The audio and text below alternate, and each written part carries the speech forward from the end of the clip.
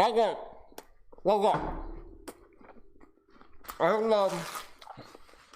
love chocolate.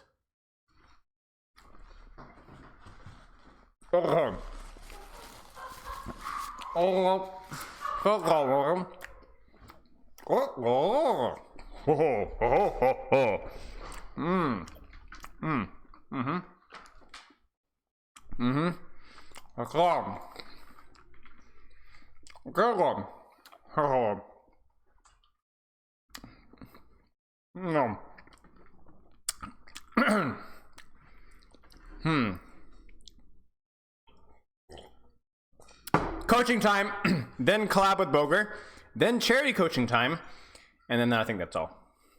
Let's go. Okay. Okay, what? Please We tell had me what's no going on. idea what R meant.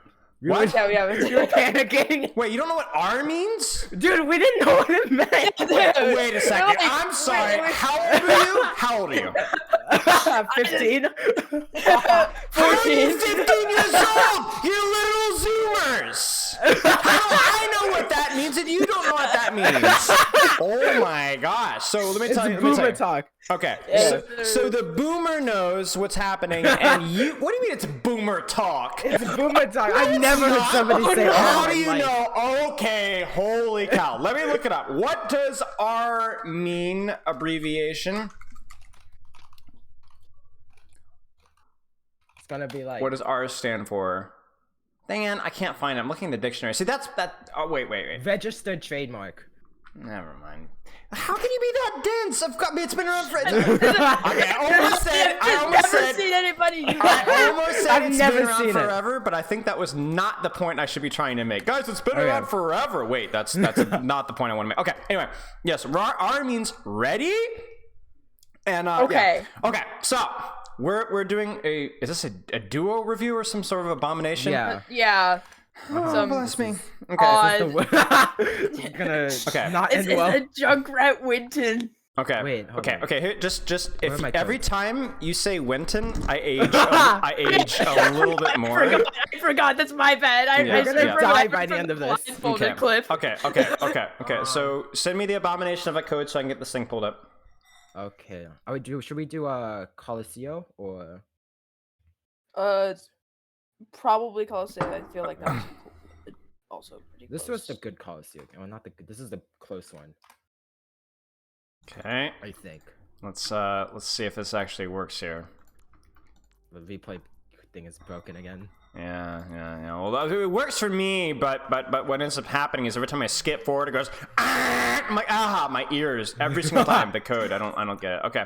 Yeah. You guys are Light, Night, and Spoons, correct? Yes. Yes. Okay. Well, unfortunately, I have to go through your form first. So let me see what your form has to tell for us today. And this is going to be super awkward. Oh, you guys did a duo form? Yeah, I know. I was in Discord and he was telling me and I had to type it in. You guys are psychopaths. Okay. I know. Okay. Hero pool and ranked, Winston, Ramattra, Hog, and then Spoons is Junkrat and Genji. Okay. This was a pre-nerf. I don't play Hog anymore. Okay. I only played him because he was strong. Okay. Junkrat, Genji? What's wrong with you? Yeah. Oh, everything. Really everything. Okay. I'm making fun of you, but I actually, now that I think about it, I'm pretty sure that was my hero pool when I first started. I'm not even joking. I played Genji. And I'm like, oh, Junkrat's really fun. So I played a lot of Junkrat and Genji. Okay. Yeah. Goals: short-term rank up to diamond, long-term get to contenders. Okay. Sleep is definitely on the low end. You guys are scrubs. You need more sleep than that. I thought, is it like the teenager rule that you sleep all day? Isn't like the thing? I know that's what I did. But okay, I'm trying to get into med school, so I need to prep my body to not sleep. You know? But isn't that a bit ironic? Wait a second. So you're gonna take care of other people by abusing your body? I guess that's how it works. That's Okay. I will say a little more would be better here, please. I beg. And your parents would probably back me up as well. What do you feel is holding you back from improving here? Spoons, positioning, and mentality. Okay, so break that one down for me, please. What needs to get better for you, Spoons? Positioning as in how I go around with killing the enemies where I am and how I escape certain situations. Sure. And then mentality, the second there's a Pharah on the other team, I just give up. Okay. How do you beat a Pharah as Junkrat or as Genji? I guess for that matter. I'm not entirely sure. Yeah, that's the real catch, isn't it? So the best way of dealing with it is, I mean, to be frank, and this is how the best Junkrats, like you've all seen the clips of like the midair hits out of the Pharah, right? You know, oh my god, the Genji one shots the Pharah in the sky, whoa, you know. And sometimes that happens, but the best Genjis in the world also play versus the best Pharahs in the world. So the best way of dealing with it is just to avoid her entirely. And you probably can guess that, but it's really important that you take it to like what angle is she taking, what spam angles does she use, and then I'm just going to avoid her entirely. And sometimes that actually can work really well. Like consider Junkrat Genji. If you find a way to access their other DPS or their other support, what's the problem with pharmacy for the enemy team? Where's their other support tied up?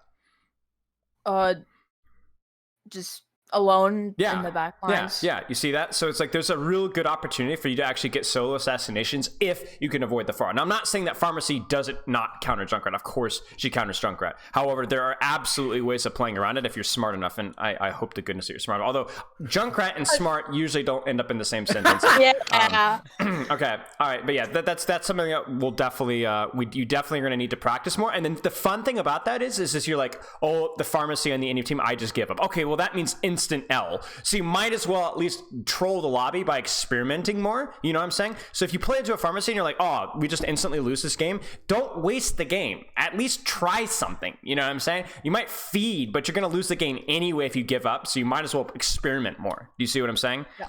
It's either experiment and troll, either experiment and troll or give up and troll. But at least the first one is like has the potential to be productive, right? Okay.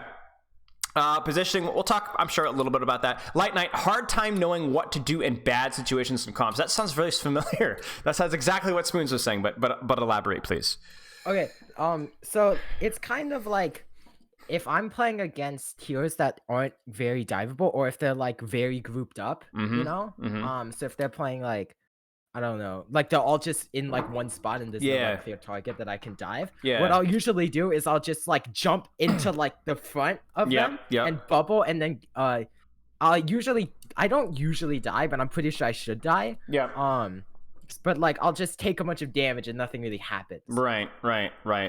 Okay, let's take a look here. So I'm gonna stream Paint. Hopefully you guys know what streaming means. Okay, so you talk about like Winston jumping in here. So like obviously like when Winston jumps in, one of the advantages is that you have the cleave gun that can do damage into a lot of targets. This is cleave, by the way. This doesn't anywhere remotely resemble Winston, but let's just pretend, okay? So that's great, but obviously sometimes the problem is that it doesn't feel like you're doing a whole lot directly to kill anybody, because if an Ana is stacked on top of her Lucio 24/7, you're never going to really kill that Ana. So it's like, what's the point? Well, if you're doing it to the point to where they're always permanently grouped up, and this is something that we've talked about before, what's the problem with being permanently grouped up? Like, let's say you're playing into like, I don't know, Ram, Lucio, Ana, Soldier, Reaper. Okay, they're all in this like little tight like bunk. Okay, what's the problem with that for them? They can't get off angles. Right, and why do off angles matter? Because then the attention is split. Okay, right, and not only that, but are your supports under any risk if they're all in a big clump? Like, what about your backlines? No, your backline's totally safe. And what about your DPS, right? Yeah, your DPS, even, I mean, you could put Pharah, you could put Soldier, you could put Widowmaker, you could put Hanzo. Everybody could take all the angles in the history of the universe. And so if you have put them into this tiny little death ball that's really hard for you to break, nice job. You could still pressure them. You should still pressure them, but it's not the end of the world. You've already kind of done your job. And the second that anybody tries to split out, right in the mouth, right? Bang. No, you go right back to your team, right? And that's how you win. You win by controlling the map. Now here's the other thing as well. If you're playing Winston and there's not a single hero on the enemy team that's taking high ground or angle, and they're all clumped up together, you can take any position that you want for your engage, right? So what that means is that, okay, maybe you can't directly jump into the clump, but you could definitely take like a high ground, or you could take a flank or whatever, because guess what? Those high grounds and flanks aren't contested. Does that kind of make sense? Yeah. So Yeah, it makes sense. it's like you lose something. Obviously, you lose the ability to jump and to kill a solo target, but they lose something even more important. So it's usually not the end of the world. Okay. Does that explain the question, or is there more to do with to do in bad situations and bad comps? Yeah, that makes sense. Whenever I play against Fair, I can like jump up and do half of HP, but then I like fall down and then I get like murdered. Yeah. I mean, it's the same thing, right? Like your matchup just isn't usually that good, so just do more elsewhere, you know? Because again, if you dive a target when they're running Pharmacy, that target doesn't get peeled because the Mercy's tied up elsewhere. Or if the Mercy has to then leave, she then risks flying into you, and now the Pharah's unpocketed. They don't just get to play Pharmacy for free, right? They lose something. Okay, what do you hope to get out of the session? We'd like to learn a little bit about pre-fight setup and general ranking up stuff. So start with a pre-fight setup. What do you guys mean by pre-fight setup? So like when we win a fight, or like if we, you know, like the first fight of like the game when we're in like defense, it isn't as bad for just like, you know, first fight kind of thing, but like when we win a fight, we kind of just like sit around and like twiddle our thumbs. We do like get on high ground, but like that's like about it. Right. Okay, so it's like knowing what to do when you're like pre-fight, and obviously that's super important with a hero like Winston, right? Super important with a hero like even Genji to an extent as well. Okay, you guys are Plat, by the way, right? I'm Plat. He's gold. I'm gold 3. Okay, I'm gonna give you guys Plat roll because I'm feeling generous today. Okay, does that answer? Was that what you mostly had to say, Spoons? Yeah. Okay, finding out how to get set up. Okay, and then general ranking up stuff. Okay, feed my eternal lust for knowledge. What does that mean? General ranking up stuff. What do you mean? How to win? Well, okay. Hi, you knew as soon as you said it. I'm gonna be like, oh, you never play to win.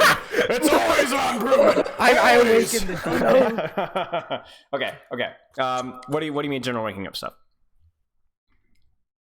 I guess like if there's anything like with my dives or like who I'm targeting for me specifically. Sure. I usually target supports, but I think that's because that's what you're supposed to. That's what I did in Overwatch 1. I feel like. Well, why do you target supports? Successful.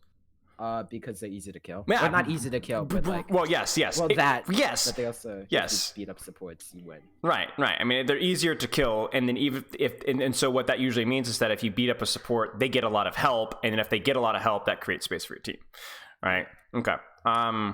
General ranking up stuff, but you're talking more about like how to play the heroes that you're playing. Is that what you had to do, and or is it just general like how do I get better at this game kind of stuff? And I guess I'm asking you and Spoons this, right? Because I mean, for me, it's more like how to play the characters that I want to play. Yeah. Because with Junkrat, there's a lot of different play styles. Yeah. And yeah. They're better into different comps, and sometimes I don't know which ones. Sure. We'll talk about that. Here's a question for you guys. How long have you each been playing this game? I bought Overwatch 1 and then played it for like a few hours maybe, and then didn't play until Overwatch 2 came out. Okay. And I just started playing with him. Okay, makes sense. I've been playing I think since I was like 2022.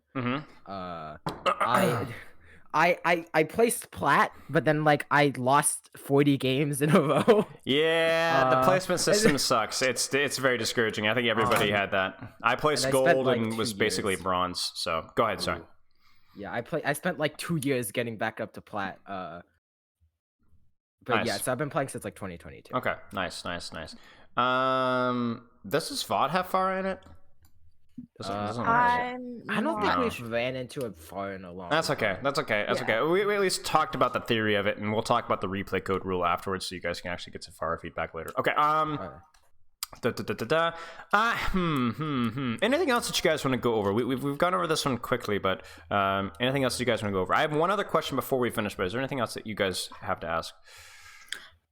No, not specifically for me. I remember I watched like a Hog review that you did a while ago, and it was like when you're playing Hog, you can walk up to high ground with your DPS so you can get that space. Should I do that? Like, if like a DPS is like, I want X high ground, should I like jump on the high ground and clear it? Yeah, you can. Yeah, absolutely. I mean, that's what your job is, right? Is to contest and clear space. You can either clear space directly by threatening kills, you know, or I guess that's indirectly, or directly by saying, no, this space mine for me and my DPS, you know. So yeah. I mean, there's a lot of nuance to it, but yeah, absolutely. One other thing I want to ask you guys is obviously, like, what does training look like for you? Because if we want to get you guys to Plat comfortably, or then Diamond and so on, how often do you guys play? How long do you play?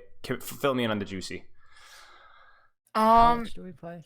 Maybe 2 hours a day upwards, and then on like Friday and Saturday we'll do like, I don't know, maybe even A lot 4 to more. 6 hours. Dang. Okay.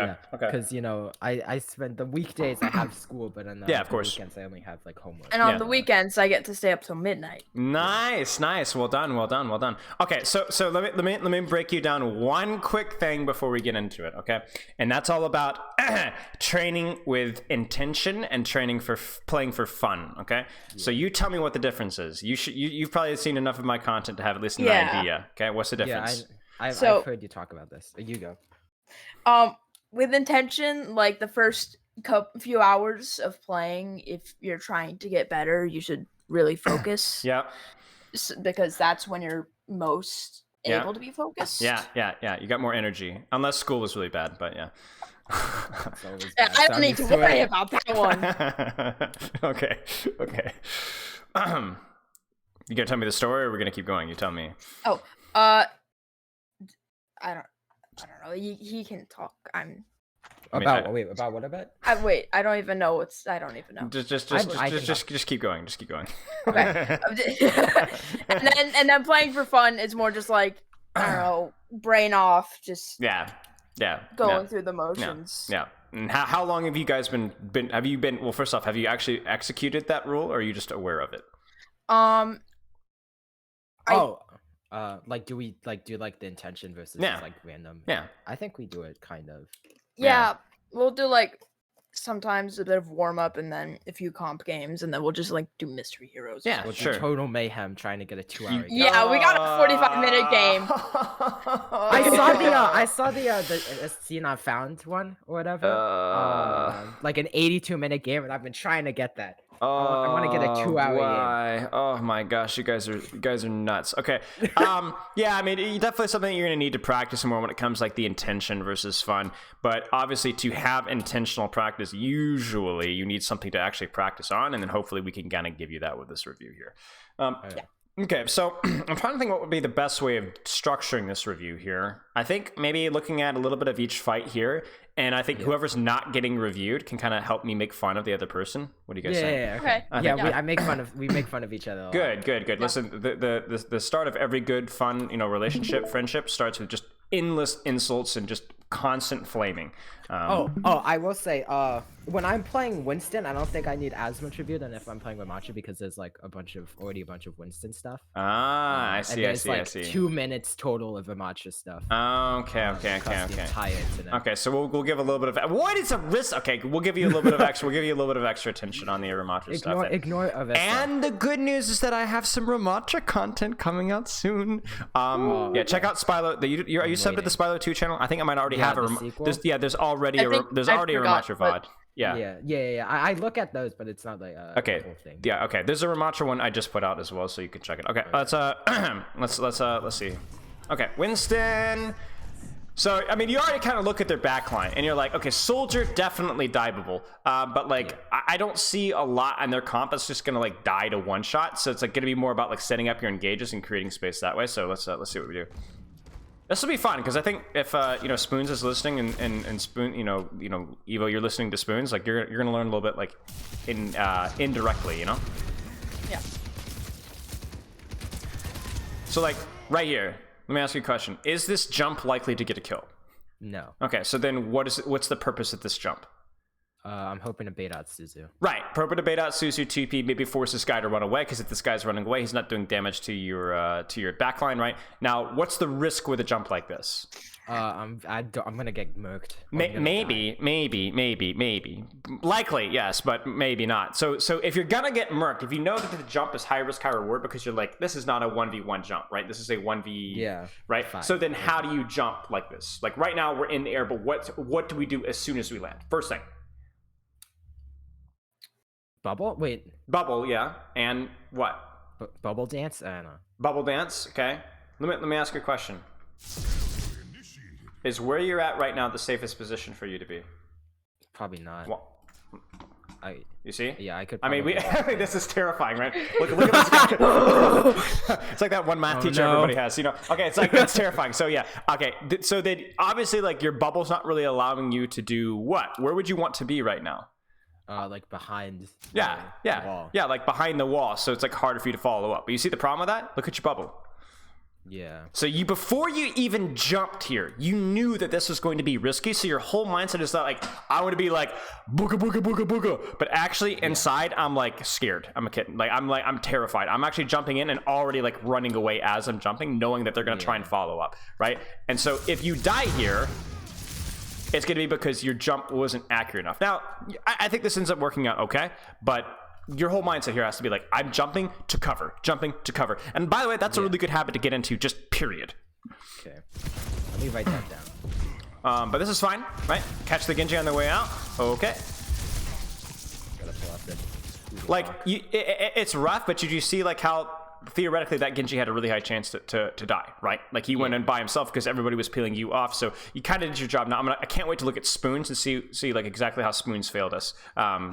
So now getting healed up, but you see like this isn't the most pressure that you could do. This is you're not really a kill threat to anything. Not even this Genji is really that threatened by it because it's too easy for him to get away.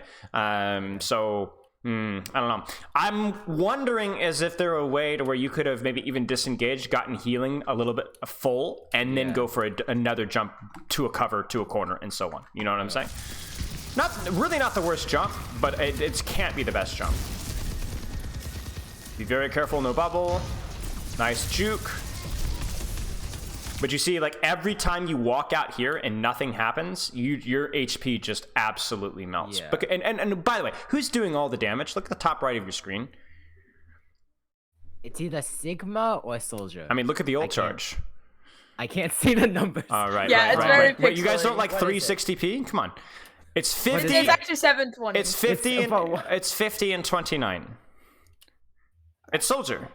Oh, okay. Who coincidentally is the person you probably will want to jump. You see what I'm saying? And that's no accident, right? So the person damaging you is the person that you're not threatening right now, and that's generally how Winston works. The reason you jump Widow is if you don't jump Widow, she's gonna blow your head off. So yeah, this is not great. We wanna try and with cover, with full HP, with bubble, stage, setup, access, threaten backline with corners, right? There's nothing complicated about that. It's just the basics over and over again, but you're not doing that, are you? And there's the bubble. But it just doesn't feel that great, you know? You don't bubble your team, right? No, you don't. You will sometimes. You will sometimes. It's not a rule. You never bubble your team, right? Like, let's say that one of them is overextending. You could bubble isolate the Sigma, for example. Yeah. But do you think this Sigma's really overextending with where his team is? No. No, he's not, right? If the Sigma was here, then yes, you would jump and bubble your team and kill the Sigma. But he's not. Yeah, okay. Go I've ahead. had 2 people tell me that I should like different games in the span of like a week tell me that I should bubble my team then jump in. All right, let me introduce you to life, okay? So you are 15 years old, and you have learned your entire life that generally when people say things that you should listen to them, and that's a great rule. You should be listening to feedback and, you know, adults and friends and your parents and things like that. However, there are certain people, especially over the internet, where they are not worth listening to, and they are not trusted sources. Welcome to the internet world, where anybody can give feedback to anybody at any time about anything, and it's usually unsolicited. In other words, you didn't ask for that. And so that's bad advice. Don't do that. Yeah, okay. Should always consider the source of advice whenever it comes, Overwatch related or not. This is excellent. Now, it's very high risk, but heck, you could even use the payload as cover here. And notice you could even use your bubble here. This is S tier. S tier. And even here, like, I respect you continuing on the soldier, but you don't really need to. This is where you could just turn around and shoot the Sigma. You see? Oh yeah. Why? Like, just you're fine here. And then if you get low, jump out. You have done your job, and you've done it in spades. That's a boomer phrase. Do you think focusing the Sigma would be better? Or well, you like, tell me. Let's consider the context. You tell me. Let's go back. Remember when we asked ourselves, do you ever bubble for your team? And I said, no, not usually, unless what? Yeah. Oh, unless they're like overextended. Is this Sigma overextended considering the context of his team position? Right. Do you see that? Do you see that? Oh yeah. Okay. Oh yeah.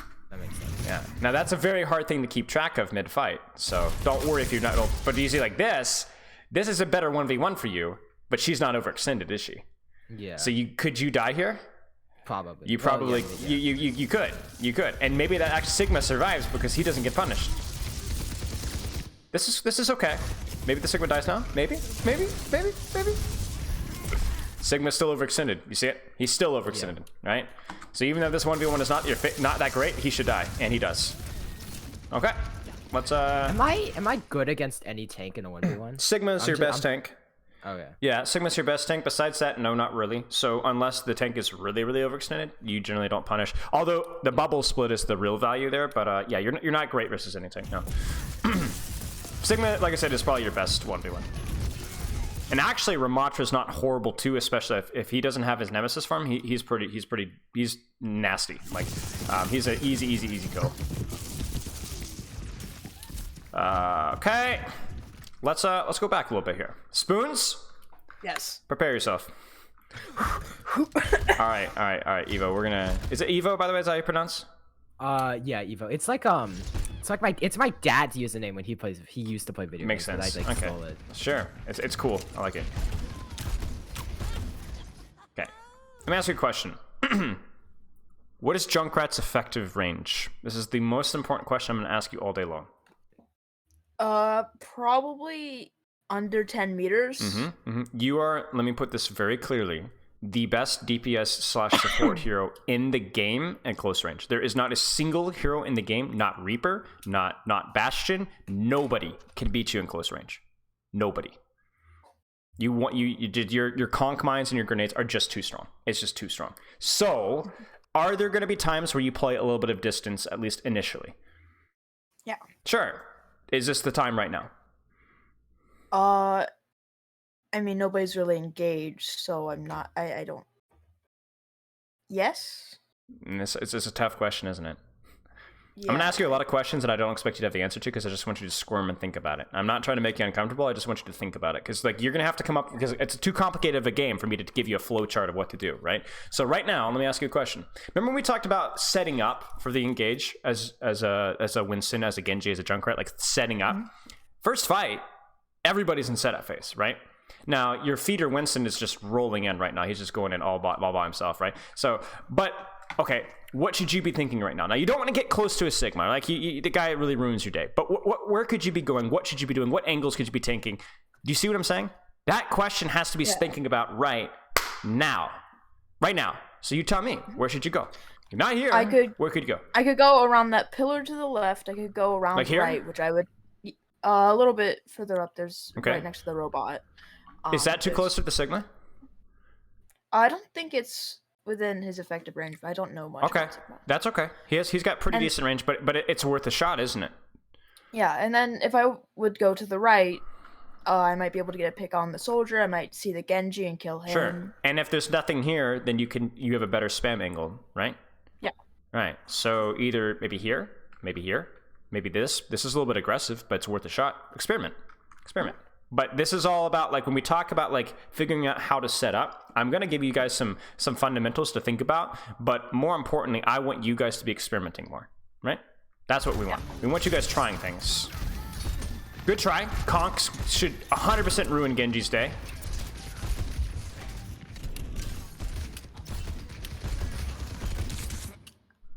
Where should you be right now? I should be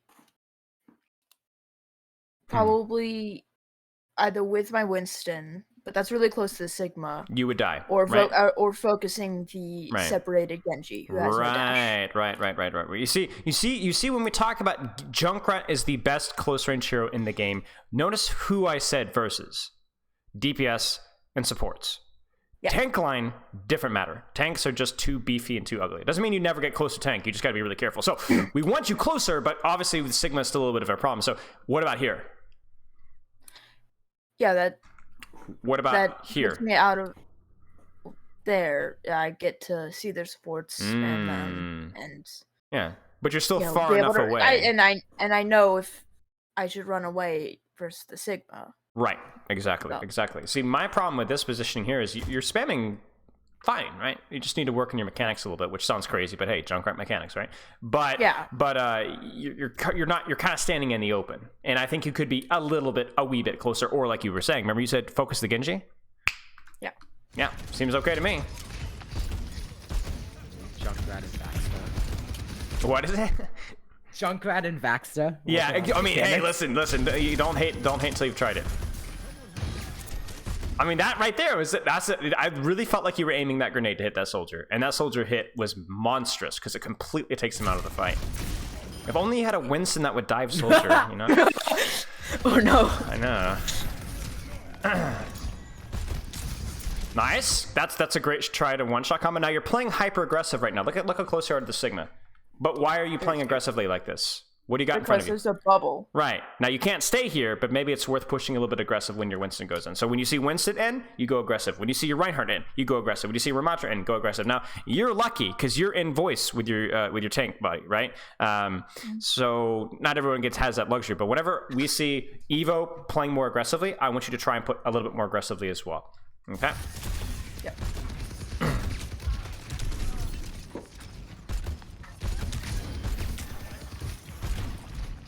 Okay, nice skill. Oh. And you know what? Honestly though, I really like how you seem to be really aiming with these grenades. This is great. Like this is not just like turning. I can tell your brain's not turned off, right? Oh, it stinks. Oh, I just send it behind him. We talked about getting close, right? You know how spooky this is versus a Sigma. You gotta be really careful. It's the tank matchup you gotta be careful about more than anything else. Oh my goodness, dude. It's just really low, so I'm trying my best. I got you. Nice skill. Come on. Oh. Wait. Come on, one more. Get the soldier. Was this one of the good one of the good tires spins? Do you remember? Yeah, we'll find out. Well, first things first. I'm trying to I placed a mine down so I can jump up and get a surprise one shot. I don't remember it working. That's okay. You have the right idea. I mean, you have to think about Junkrat. Like, am I going to get a lot of value versus spam? Versus, can I find ways of setting up assassinations whenever I possibly can, right? Now, they're not on a pharmacy yet, so you got a little bit more opportunity to spam. However, I think assassinations with Junkrat, whenever you can set them up safely, is always good. It really is always good. So let's see what we got here. Let's keep watching the Junkrat, and then we'll go back to Winston. Whoa! Trap is fine. Good put. I think just using it whenever you got it is probably a good, reasonable first step. Now, let me ask you a question. Do you see what's on the top right when it comes to the heroes that they've played now? That's Widowmaker Soldier, which can punish me like crazy if I go flying in the air. Right. So let me ask you a question. Can you remember what we were doing first fight? Brain off, just kind of spamming down main. That ain't gonna work. You're gonna get your head blown off. So tell me what you're gonna do instead.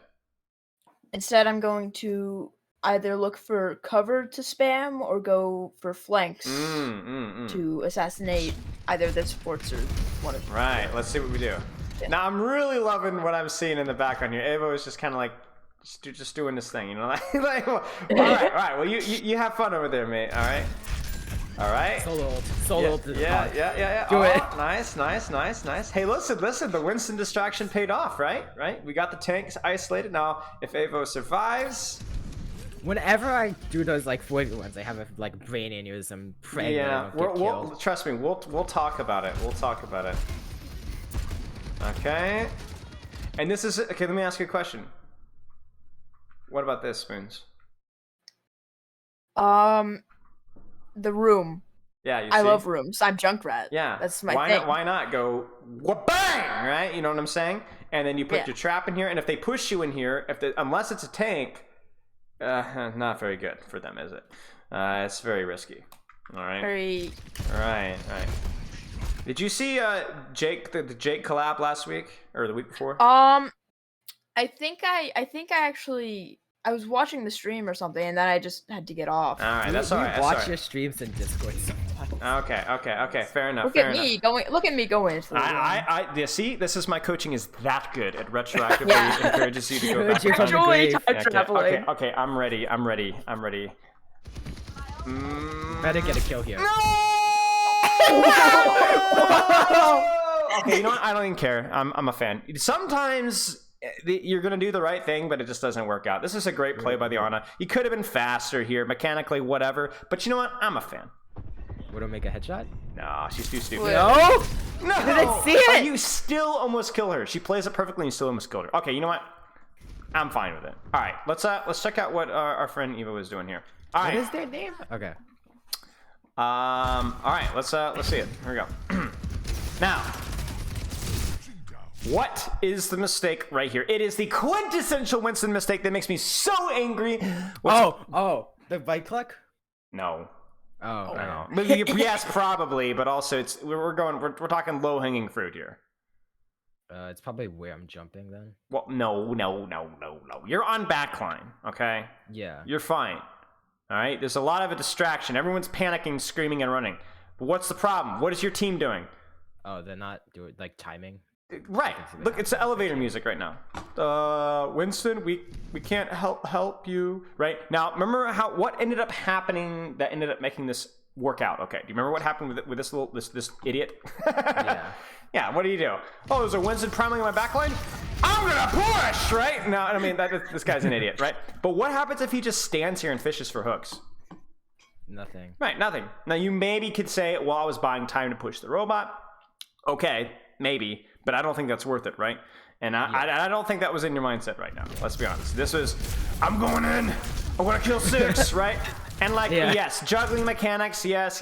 But that's such a lazy excuse, right? Like even if you're a better Winston here, this still doesn't really work out that well, right? I'm gonna wait until they walk forward, and maybe my team could shoot the Roadhog, or maybe my team can help follow up, right? I mean, Spoons is fixing to go on a little visit in here, right? Imagine if you had Primal Rage during this thing. Maybe Spoons doesn't die to Ana because she's getting grandma's getting her head knocked in. You know what I'm saying?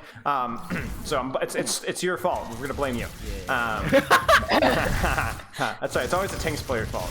Yeah. Oh, I thank God I'm on support, you know? Nice. Love to see it. He's isolated. Probably not necessary to bubble, but that's okay. Not the end of the world. Spam bubble. I do not think about my bubbles enough. Okay. Well, then there's a self-diagnosed problem right there. Self-diagnosed problems are always the best because you actually remember them, right? Rather than me telling you. Okay. Why is he back? So, what's the plan here?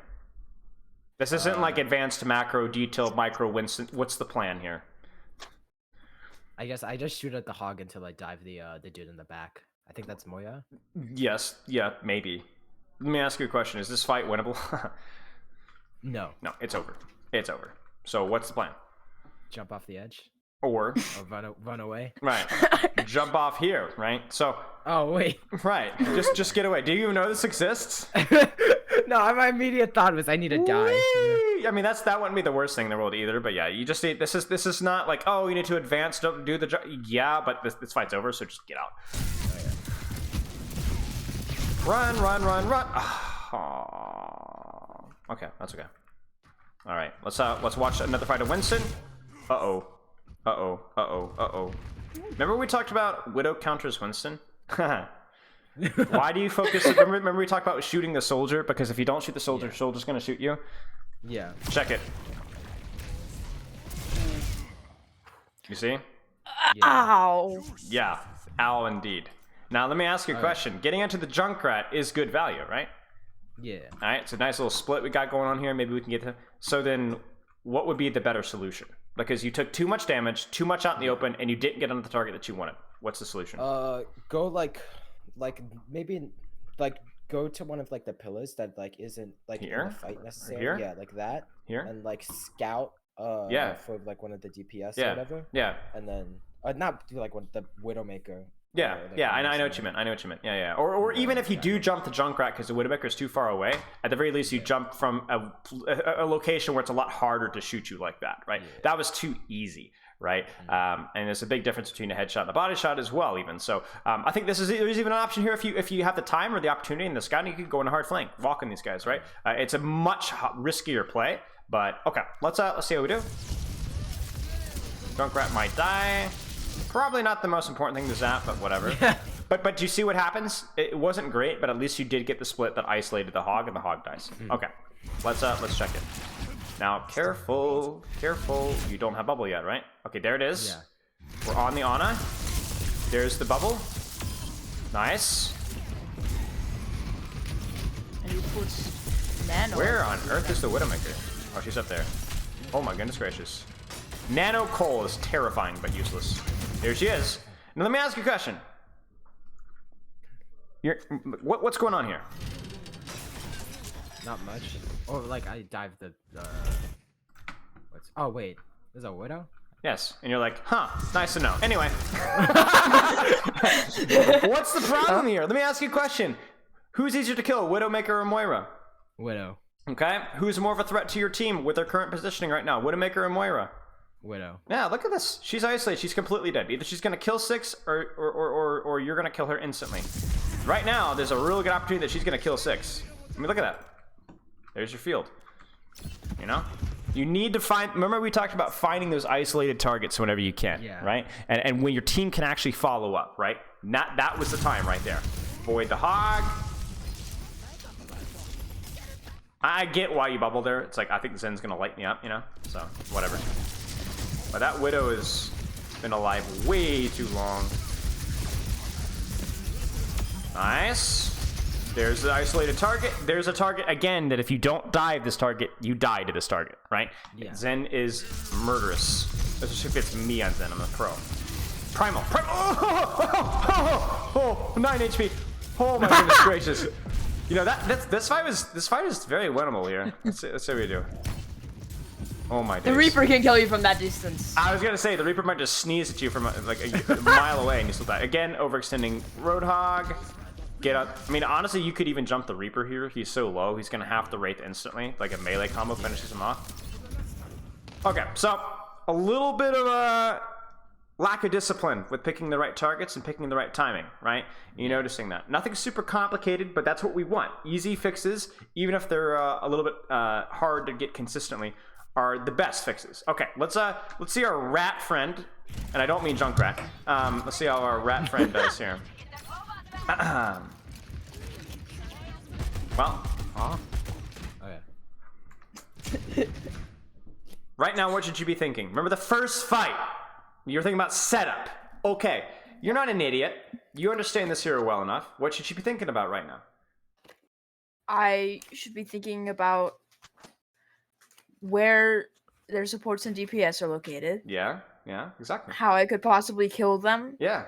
Even if I, was good at angles, spam angles that I could safely take without taking damage. Yeah, so let me ask you a question. Instead of doing that right now, what are you doing? I'm shooting up into the air onto a wall to maybe hope to kill somebody who's trying to flank. Right. Do you think that's the best return on investment for you right now? No. Right. So again, what should be the thought process? Once more. Once again, just looking even through those windows at the side and seeing where they are. Yeah, and think about that's the safest way to. Yeah, exactly. I mean, you nailed it, right? Exactly. So right now, where do you think that's going to be? Well, that's going to be, probably that corner right. I'm pointing, but you can't see me pointing. Yeah, I know. Yeah. Kind of where I am. Yeah, I agree. I think somewhere right around here, and then maybe, okay, I can't peek Widow here. Oh, that's scary. I need to get healed. Okay, my Winston's in there with Bob. I've got options here. You can either isolate and kill this Roadhog, or maybe you can go for a sneaky little hard flank here and set up a Riptire, right?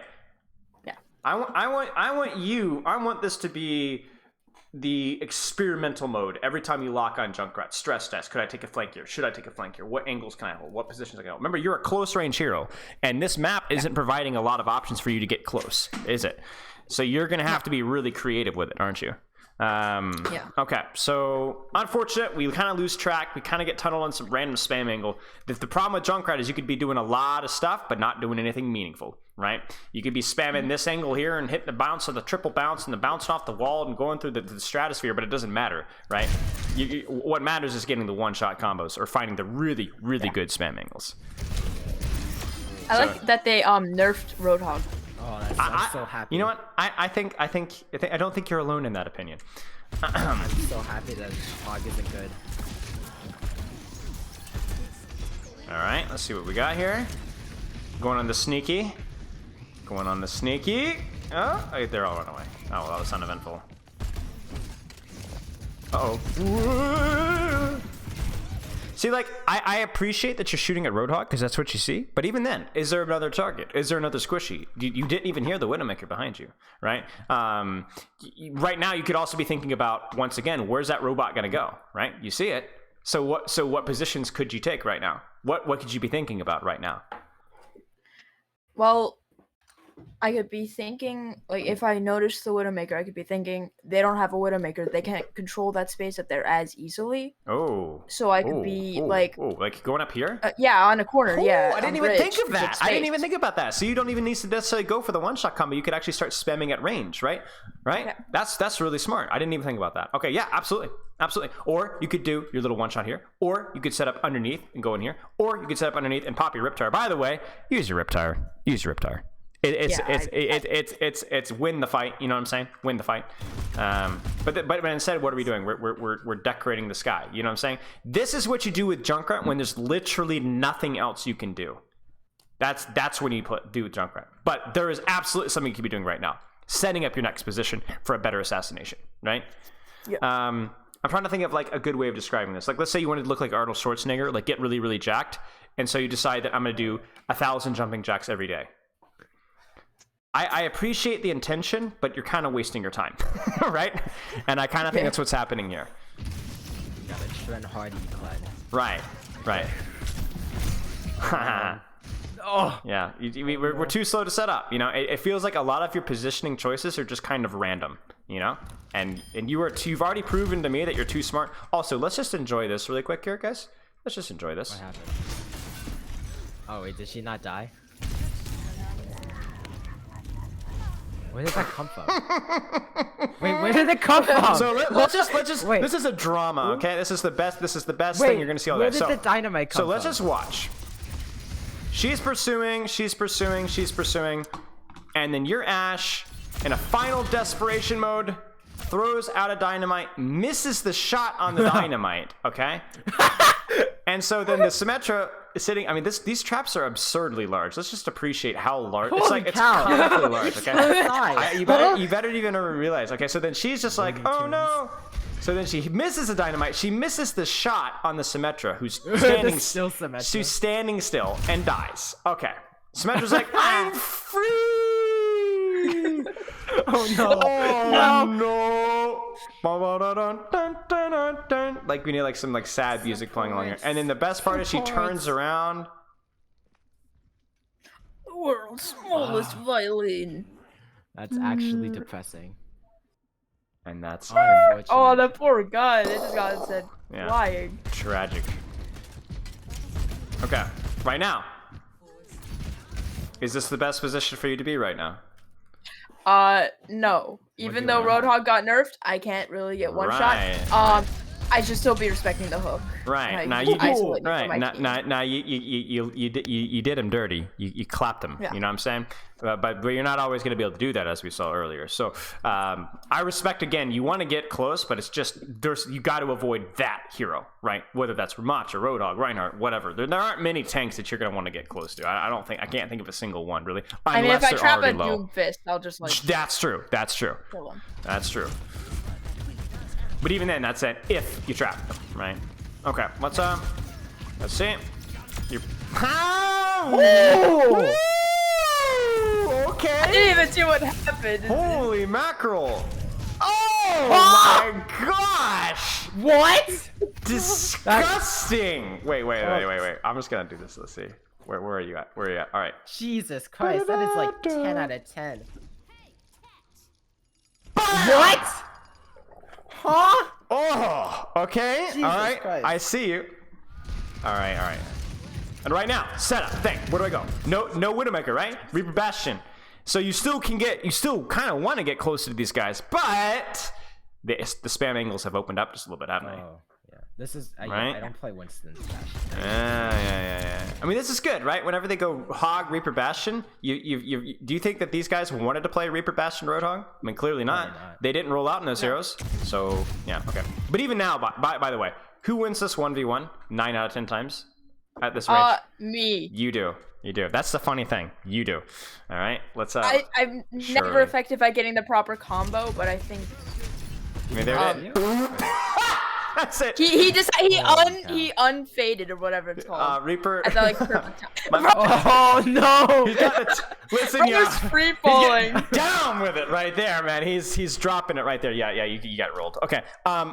Let's keep going. Not again. Okay, it's okay. It's all right. This guy's catching me off guard a lot. All right. Let's no res. And let's one day we'll use Riptire. I know we will. Yeah, one day. I believe. Yeah, I just saved it too long. I could have gotten like another. When you Riptire, do you go for like easy kills or do you try and get like the 5K play of the game Twitch montages? I generally, because in this meta with these characters and like how the game is played now, I can't just like get a 5K. Yeah. Because I'm not just doing low MMR quick play. Yeah. So I just like go over a building and try to get like a support. Just take what you can get. Yeah, kill's a kill. You know what I'm saying? It's like 20% of their value, and it's like it's rough. And it's also cooldowns and attention. You know, so yeah, exactly. I agree. Coach Spoons, I agree. Oh.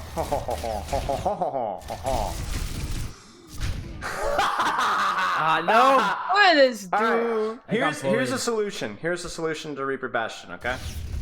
I can go really complicated here and say, careful about turret form, careful about a Reaper that's got his Wraith, because he can always play hyper aggressive, right? But just stay away. Just stay away, you know? Run away.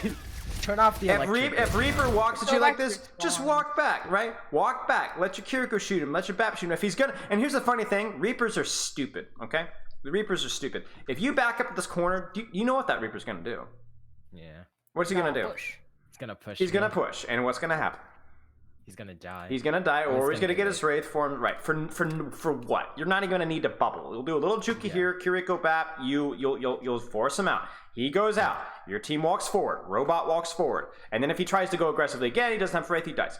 Okay, this is what this is. It's just all about finding those cycles here. Now, I'm not gonna lie to you. It's Colosseo. There's a Reaper to Bastion. I don't really see a lot of high ground here or a lot of flanks that you're gonna take us Winston. So I'm not gonna lie to you. It's gonna be hard. But this is giving them this. Come on, man. Come on. All right. I think I switch. I mean, unsurprisingly, right? But I don't even know that I would have swapped with Primal. I don't know. I'm not sure. Either way, it's fine. Let's watch some Ramattra. What are you thinking about with Ramattra? What's your very basic checklist with Ramattra? I poke from afar until I think I can use my nemesis to kill someone. Yeah. And who do you nemesis usually? Supports. Or if like I can kill a support or the tank. Yeah. Supports. I mean, I generally say no to tank usually. It depends on the tank, obviously, but yeah, supports or DPS usually if you can. Okay, let's see what we got here. One of the things I've been screaming at over and over again with Ramattra is just think about your cooldowns, right? Do you want to use your E on the backline so that you can dive the backline? Do you want to use your E on the tank so you can do a lot of damage to the tank to force a lot of cooldowns? Do you want to use your shield for yourself so that you can do a lot of damage? Do you want to use your shield for your teammate? It doesn't matter. But the timing, the stuff that we talked about with Winston, the setting up, the stuff we talked about with Winston, all that applies to Ramattra. It's just a little bit different how it applies, right? I usually use my shield to like poke. Works for me. Just make sure that your team is shooting at the same time. Okay. Like right now. This shield is questionable, and there's two reasons why. One, I don't think we're ready yet. You see your teammates in spawn. And two, is there any risk of you taking any serious damage right now? No. No, there's not a threat of a Roadhog hook just yet. There's not a threat of the Bastion. There's not a threat of, I mean, what is this? Baptiste. Like they're all too far. So what I would do here, well, you tell me what you should do here. Sit on like that like metal corner thingy or whatever, like a Yep. what is that? Half a pentagon. Yeah, exactly. Yeah. And what? And just like poke in and out. Yeah, and just wait. Wait. Yeah. You turn around. These guys are here. Okay, 3, 2, 1. Whack! You know, and if the Roadhog pushes you, you're gonna do exactly what we did with the Reaper. You're gonna shield. You're gonna beat his face in, and then he's gonna run away, and then you're gonna have a cooldown advantage, right? So this is just it's the same thing with the primal and the spawn. You just have to make it a habit before the fight starts of like actually knowing what's going on. And you're about to E as well. You're about to add insult to injury is what we call it, right? You're getting decent damage in, but it just doesn't matter, right? Oh no, they're hiding, guys! Look, we're getting a cooldown. No, you're not. You're not. Nothing's happening yet. So. Do you use like E like you use Soldier on E? Yes, you can use it in a 1v1 situation, or you can use it to like globally slow them down. Like let's look at E here. Like if you had E here, you could E the Roadhog. Yeah. Damage the Roadhog barely, right? But more importantly, this Roadhog is not allowed to get to cover, right? He takes a ton more damage because he's slowed. Do you see that? Because he would want to move back to behind payload, right? Oh my gosh, what is this visual? Okay, so like, but he would take, let's say, just a ballpark number. I mean, look, he's standing in front of a window, right? He would easily take 200, 250 more damage if you had E right now, right? Or what about his backline? Yeah, he wouldn't. Yeah. Pardon? What if you eat his backline, right? Oh yeah. Yeah, same thing. More damage on them. Also the damage that you do directly with the E matters more because they're lower HP. So it's not great. You would love to have your E here. You'd love to have your shield here. You don't have either, and that's the problem.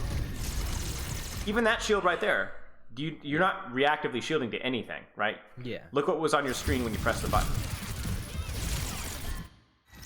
You see? Yeah, nothing. Nothing. The Bastion actually had just turned back.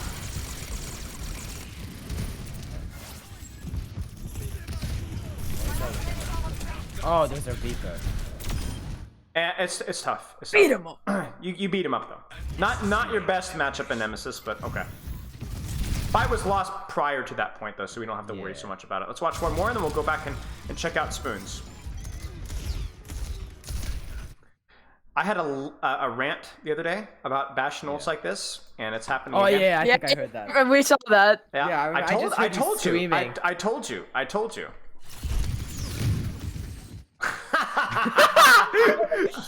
No. What happens? Let's find out. Does he walk into it? So. No.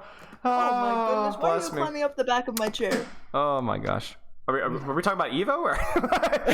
Yeah. Oh god. Yeah. You're not actually Winston. You here. realize that, right?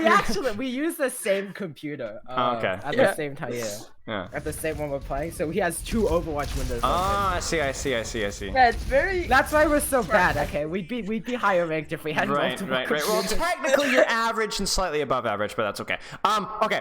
The fight's over. Out. Like it's really not that deep here. It's just out. Just get away. You're gonna ult as well. I can smell it. Wait, maybe not. Maybe my sense of smell's off. No, I ult. Do it. I believe. You're like try to tell yourself to make the worst. I die here, I think. Shocking. I would have never thought that, considering you're literally by yourself. I thought for sure that you would have clutched it.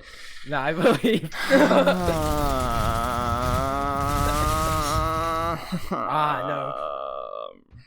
Yeah. So, it ain't that deep. That being said, Spoons. Yay! The longer he ults it, the better the ult gets stronger. Hey, what happens like, here? What happens here? It's like a car. The longer you leave the gas in the car, the faster it goes. Oh! Okay. First off, you're an I'm absolute. dead here. You're a feeder. You're an idiot. Like I don't know what you're doing. Yeah. But okay. Doesn't matter. Yeah, that's right. Style Do it points. for the montage. Back in my day, we used to say, "Do it for the vine." You gotta go out there and plank on them. Okay. No, I love Windows because I can just one-shot squishies. Right. But what's the problem? You seeing the problem right here? I don't know where the squishies are. Well, the squishies I'm are not shooting hiding And why Yes. off angles matter is they say, oh, you're hiding? No, you're not, right? So this is where you have to use your judgment here. Is getting double damage on nothing better than getting half or normal damage on something by playing an off angle or taking a better spam angle? Do you see the problem here? Yeah. Yeah. Now, I'm not going to lie to you. Window rocks. And if you can get it to where you can get an angle where you can use the window, use it up. But you're not doing that, are you? You're just spamming down main. So your options here are twofold. You either take this angle here where you can actually get a good bounce option and kill squishies, right? Because they're all hiding from the window. They're going to line up into massive spam angles. Yeah, right? I mean, like, if I knew where they were, I could, like, set the right of the window even and just, like, kill, like, 2 of them. And you're seeing how it's always coming back to you thinking about backline and setting up for different spam angles to deal with that, right? Or assassination routes. You see how it always comes back to that? It always comes back to that. And what ends up happening is instead you're just like, oh, that's a cool. Let me see if I can bounce this up and hit it on my head. You know, it just doesn't matter. Oh, and by the way, please use your rip tire. I'm begging you. We're about 6 minutes in. I don't know why I haven't used it yet. I only use it in like half the time. He's powering up. Don't Yeah, it's a 5K. It'll be a 5K. I believe. I don't even remember if I get a kill. Oh my goodness. Headshot. Okay. Jeez. Yeah, you got rolled. Okay. Now. Yeah, I can tell you're setting up for rip tire because you're getting all cute with your positioning. You're like, oh, I'm gonna be able, sit up here, you know. No. Okay. Okay, we're back. Go, let's go. Hey, you're a Ramattra. Hey, listen. Obviously, like, so you're baptized, so it's like ends up being like really bad timing. But you did tire when Ava was pushing, right? That's what you want, right? Somebody can follow up. Look at them all together for me. It's just so nice. Usually when he ults, I just run into the enemy team. Usually when I get ult, I get like 2. Wait, but... what happened? Oh yeah, the Moira faded. Oh, he faded? No.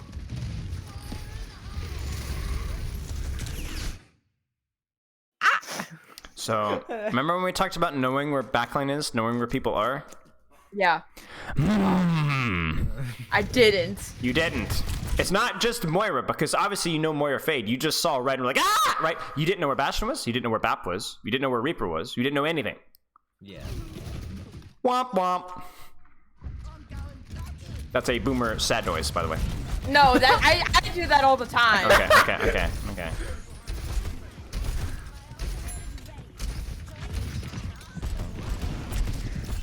Big trap.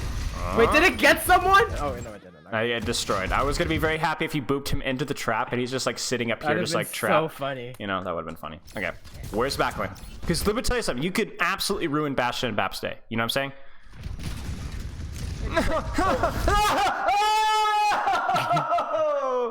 Oh, okay. Why does the gun look like that right now? Yeah, that's super. What on earth is that? I don't know. Oh, I saw this video on how video games bend people's like bones in the animations. I mean, yeah, that's just like for Where are you? I am He's inside. inside That is terrible. Imagine if Arissa had like a Junkrat gun. Can you imagine that? Arissa's just like, imagine if Arissa had conch mines. You just see Arissa just boing, you know, like, boing. Arissa's actually just a mech for Junkrat. What the heck? New buffs. What? That would be terrifying. Okay, so I mean, you can see it right here. Like, obviously, this is good tank damage, but like, look. Right, and these are still short sightline. There's still cover here, right? I'm not saying you're not going to end up shooting tanks a lot. Of course you are, but yeah, you can see the issue. All right. Now we're going to be thinking about backline and setting up our engage. I just know it. Right? I mean, they're in Hanzo, right? You really got to be careful. It's like the Widow problem all over again, right? So be careful, be careful, be cautious. Right? Too close to Sigma. Yeah. And you can see again here. I'm not going to lie to you. There's not a lot of options here. But maybe it would be here. Maybe it would be doing the same thing that you're doing now, but better to cover, right? So like playing here, and then if the robot pushes up to here, you take the opportunity to take like the angle here. You kind of see what I'm saying? Yeah. There's just so many better options than what you're going for, either by taking angles or playing cover, and it all comes back to thinking about who can I assassinate, who can I one-shot, or who can I just spam where the spam actually is going to matter. Yeah, and I have this bad habit of using just the plain robot as cover too much. Right, even though like people can shoot through his legs. It moves. Yeah. It's there's nowhere when like you're to run from the robot, you then have to run out into the open. Oh boy, no, I thought I had tire already, which is kind of funny. I always like get I can't coach that. tire that I set up. I can't coach that. I can't coach think that. better, man. Think better. Yeah, try that one. Let me ask you a question. Do you have a good spam angle right here? Well, if somebody peeks me, I could just die. Okay. But what if you bounced off this wall here? You see? Yeah, that kind of Right. would be crazy. That's the only way this is gonna work, right? It's either that or you're gonna go crazy mode where you throw it on a mine, you jump up and over, and I'm not even joking, you land on these guys with a conch and a grenade. You know what I'm saying? Yeah. I would be absolutely delighted. Or this, but just don't Holy miss. cow! Ah! Just don't miss. But either way, even a bash, even a bash with a turret is terrified. Okay. Last fight here. Surely. Oh no. I can smell the 7K. You're gonna break the game. You're gonna kill more people than that are even in the lobby. I believe. Go! I remember this. Let her rip! Go! Yes! Hey! Yes! Nice. Great timing. Great timing with that Riptire. You didn't even need the Orisa pull combo. That they were cooked either way. Nice job. I mean, you guys should. Oh wait, what? Excuse me. Dude, we need to get one of those montages of when you keep killing the frick! players. I can't be in the call with you anymore. Okay, listen. What have we learned? Let's start with you, Evo. We have to go back in time. What have we learned? It's like think about who you're diving or whatever, or like when you do dive, think about like bubble usage or whatever. Sure. Like, let's play more with your timing. Let's play more with like who you're actually diving and trying to set those up. It's all about like both of you guys really have the same issue where between these fights, I want you kind of like thinking ahead of time, like where do I need to go? Yeah. When do I need to go? You know what I'm saying? And then obviously things like cover usage and stuff like that. What about you, Spoons? I mean, I kind of did your homework for you, cheated for you there, but yeah. But like finding proper spam angles and cover, and then going for assassination routes. Okay. More. Sure. And also knowing when to mainly engage and disengage with my tank. Yeah. I'm like, especially on Coliseo, one time I think I was like really far back and I just started jump spamming, and that's what got me into this habit because I got a kill. Sure. Exactly. Okay. Lots of good things. Lots of things that need to be practiced as well. Also, use the Riptire. I don't know, like you said, if this is just a weird game for you, but just keep that in mind. I like normally I practically use it on cooldown. All right, then we're good to go then. Okay. Yeah. All right, mate. If you guys have any questions, my DMs are always open, so just shoot me a message at any time. And then also replay code rule. So we didn't talk a lot about Genji. We didn't talk a lot about Ramattra. So both of you guys can shoot me replay code over DMs anytime and be like, hey, look at this fight 3 minutes in, 4 minutes in, and the last fight, and what should I have done, or what do you think? And I'll get you some written feedback. Sound good? Yeah. Can you look at the pictures he sent? Look at the what? The pictures he sent. The pictures? Oh no. What am I looking at here? These different games. Yeah. Oh, are you just flexing stat line? 62 and 0. Oh my gosh! Total mayhem. Yeah. Your Ramattra has 127,000 damage mitigated. Oh, he was playing Winston. Oh my goodness. Wait, is Ball even good in that mode? There's no way Ball's even good in that he's mode. amazing. You just get a ton of health. Yeah, you have like 3 games. Wait. Spoons 0 and 11? 0 and 11? Yes, that too. The funny thing is, I was playing Junkrat most of that game. Can you put it on a 70 hours on Junkrat? I will gladly air you on stream. Let's just let's just enjoy this stat line right here. So I'm like 4 and 7. That's pretty bad, but wait. 0 and 11. Whoa. Nicely done. Well played. The fact. True story. I had a Hanzo game where I just my team was trolling and I was trolling and I just played horrible. I think I went like 2 and 14. God. It was not quite as bad as the one you linked, but it was pretty darn close. So you should don't feel so bad, but yeah, you should feel pretty bad. I'm not also, gonna... Random thing. We know the meta for Total Mayhem. Yeah. We won. We play We this game won so Total much. Mayhem here on like attack. Yeah? That's impossible. It's just very difficult. Oh. You never win on attack. Because it just like, takes too much almost time. 45 minutes. Yeah. Yeah. That's cracked. That's cracked. Is Ball actually good in that mode? Yeah. He's insane. Why? It's like I would just just because mines? he can't It's die. I think it's a 3 or 4 second cooldown on his It's 2 skills. seconds. 2 seconds. 2 seconds. Yeah. It's something crazy like that, and then everybody's grouped up all the time, anyways. Yeah. Yeah, So fair. usually, like, So just get big 2,000 slams, mines has to be like And then- pretty good. Yeah. And then Mine's just the addition of he's just kind of a crazy stalling tank. That's all you have to do. in that. True. And If they ever make Ramattra. a- Oh my gosh, Ramattra ult. Oh, Yeah. just my stomach hurts. Yeah, no, it goes. I had one when I went for 5 minutes. Oh my like straight. gosh. Oh my Um, gosh.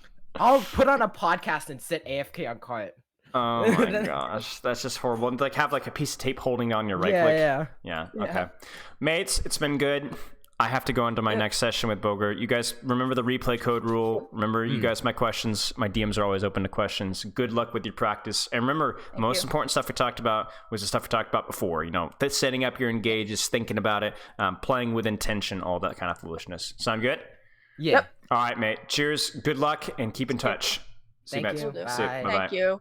All right, guys, we got to go right into the Boger. I don't want to make this guy wait. You ready?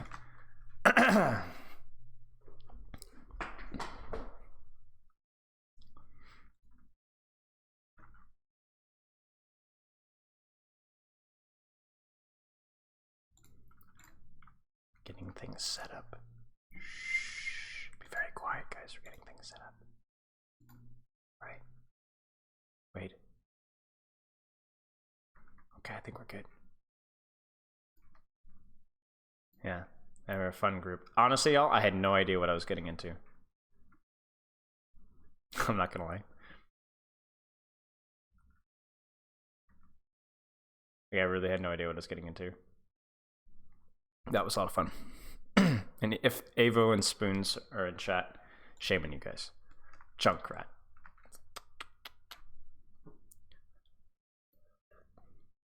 We're gonna wait quietly. So I messaged Boger ready. But right now he's watching a cooking show. I think it's Gordon Ramsay. I don't want to interrupt.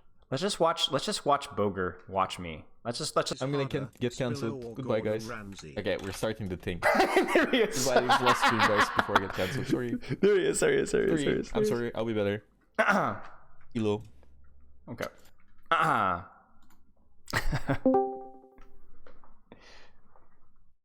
Hey, how's it going? Check. Mic check. Yep. You're good. You're good. How are you? Okay, good. I'm okay. How are you? Good. I'm excited because we got the codes here, and then Good. I have very simple 1 or 2 questions about you, and then I want to talk about your tank bounce because you're the funny Winston guy, you know everything. We want to figure out what the deal is with tank. Sound good? Okay. Okay, so I have an offer. Would you like to use the replay code yourself because my Discord stream is horrible, or will you stomach that and suffer through it in my Discord stream of the Winston replay? It's up to you. Oh, I can stomach. I'm fine. I'm Bulgarian, so I'm used to local stuff. Okay. Which one are you thinking? The Blizzard World, Arista? Do you want to do a little bit of both, or focus on one? I think a little bit of both. Okay, No? sounds good. Let's start with the Arista one and Blizzard World. So we did the free coaching offer. I got a lot of codes. True story. I had a submission. People were like, oh, this guy sends in a Rialto code. There is one fight as Winston, one, and then he plays Arista the rest of the game. Somebody was trolling me. And I'm like, are you for real? So I was like, okay. So I came very close to picking that one, but yeah, no, okay. Anyway, I think we should be good. I think this is Diamond. They're both in the Plat Diamond spectrum. I'm not sure exactly where. I think this might be like Diamond 3, but I did check. This is versus Arissa, and this is, I believe, only Winston, so we should be good to go. Okay. Yeah, mostly it's bit rate that I have issues with the Discord stream, so we'll see how we go. Okay. Okay, so you're coaching Winston here, and you've been doing Winston all these absurd challenges and going to GM over and over again. So if you're a beginner Winston player, or even an intermediate Winston player, what's like the bare bones, most important things you should be doing with Winston? Always applicable, doesn't matter the composition, doesn't matter the map. What are those things? Do you think? What are like the High pillars? ground. High ground. I think that's when I watch low SR people, low ranked people, they usually just don't take high ground. And they Okay. also really like battling tanks for some reason, and they just kind of ignore the backline. And Okay. I think that's the biggest issue. Okay. Later Okay. on, when you get later on, you do have to do a little poking with the tank because you can't always dive, but that's already in really high elo. Okay. In general, in lower elos, I feel like you should be almost always. So basically, you just sit on high ground and you look for an opportunity to dive the back line, and that should be pretty straightforward. Now, depends if the enemy team goes Diva or something like that that completely screws you over, then it's going to be really hard. Then you have to play slow. But I think the main thing is that you have to play high ground and you need to look for an opportunity. People don't think when they dive. They never think when they dive. They just dive. They see the funny Boger guy, he's diving in, he's getting kills, but they don't think why I'm diving. They don't think about the reason behind me jumping this target at this moment. Was it because I heard sleep dart? Was it because they're low? Was it because I poked them with my right click? They don't think about that. So they just dive in and they die instantly because they never wait for cooldowns or they don't try to bait cooldowns. Okay. How do you bait cooldowns? Like, what sort of things are you thinking about before you dive or as you're diving? Well, before I dive, for example, this person right here, before the game begins, I think it's very easy to just place bubble before the game begins so that when they get closer, so while they're trying to pass the choke super far away, you can't dive them. You cannot, because that's really bad idea. Right. So while they're trying to pass and your bubble cooldown is being reset, you still have your bubble, so you can poke them a bit, right? And you can hit, especially with the sniper monkey. If you hit a few shots, and especially in lower elos, they react really slowly. You might be able to jump them and finish them off. But and you're gonna have your bubble by then. So Okay. you're always Okay. looking for the opportunity to poke them. You look for an opportunity to apply pressure on them. And if you want to try to wait for Anna to use her sleep dart, I think it's gonna be really scuffed because she might just never use it, right? Right. Lower Right. elos, they always use it. So what you're Yeah. gonna have Yeah. to do, but once you get higher elo, you're gonna have to get used to using your bubble perfectly or exactly just to bait Anna's sleep dart. So you're gonna play in lower elos. I can always jump in and place bubble, and Anna will always use her sleep dart because she's always panicking. But once I get into higher elos, into higher ranks, I play against MO and stuff, and he knows what I want to do. So it becomes this battle of me. I jump in. He doesn't use sleep immediately because he knows I'm gonna bubble. So I don't use my bubble, and then I look at him and I try to bait his sleep. Or I play behind the corner and I try to zap him a bit and try to bait him into thinking I'm gonna push him, so he uses his sleep or his nade. Right, right, right. So it's all about like finding ways to kind of work around the things that stop you from being able to get kills. And then you talked about like using even like an early bubble just for a little bit of scouting, a little bit of zapping to see kind of who you're dealing with, where to jump. You when can even go. bubble your snipers, so they True. get a few kills, and then you're gonna get your bubble reset by the time they get closer, True. so you can dive them. Also, it's really important to look at your comp. If you're playing snipers, you should probably not be deep diving all the time, right? Okay. You should be playing more slow, and you should be looking for to poke or maintain space or deny space. Okay. But when you're playing like Lucio Kiriko and like a Tracer or something, you should probably be looking for more dives. And again, you should be looking at the enemy comp. What are they playing? How are they playing? Are they playing like snipers? Then you should be looking to pressure them all the time so they can't do anything. Okay, makes sense. If they're playing something more rush oriented, right? Something like a Reaper, Lucio, Kiriko, depending on your comp, you might want to play more slowly and just try to live and zap them and maybe, maintain space. Because if you just dive in, they're just going to kill you or just ignore you. Right, right. Okay, that makes sense. When you said high ground, there's like the first thing that came out of your mouth is like high ground. Why is high ground important for Winston specifically? Well, on high ground with Winston, like Winston's biggest issue is usually like tanks. Most tanks just completely destroy Winston. There's a few tanks that can't really do much against Winston, but still they can really screw you over. But if you play high ground, these tanks can't really do much, right? So one of the choices, first, you have a better vision of the map. You see things. You shouldn't be peeking too much so you don't get poked. You don't want to get poked before dive in. It's important. So you need to mind your healers and to mind their positioning. But usually what happens is when you're playing high ground, it allows you to drop on top of enemies without using your jump. And then use your jump to either finish them off or to jump away. and also allows you to just ignore the tank, because the tank cannot do anything against you depending what tank it is, of course. If it's D.Va, that's why it's really hard to play against D.Va, because anywhere you go, anywhere you sit, D.Va's gonna fly into you, so you can't have any space. Right. But the tank, for example, here, he's gonna have to choose, right? If you play there and you're playing a more aggressive composition, the tank has to choose, do they go all the way around to force you out? Right. Well, then you've wasted a lot of time, right, for them. They've wasted at least 20 seconds. It's always about the clock. But in high elos, in lower elos, nobody's gonna do that, right? So he will probably just push in, ignore the Winston, and go point, right? And at that point, you can just go and drop on the enemy supports. You don't even have to kill them or hard dive them if you see an opportunity. But if you drop on them and you poke them and you place your bubble, the enemy tank will usually just die because he doesn't pay attention, and your team is going to be just shooting him because it's the big fat tank character. So there's no healing or damage follow-up when he's just basically by himself. Yeah, you just separate him super easily, and he can't do much. Or you can just go on their backline and kill them because their tank can't PO. Right? You either or, whatever the comp whatever comp you have. So if you have snipers, you can drop on their backline. You can't hard commit to kill the backline unless they actually make a mistake or you see that they're low HP.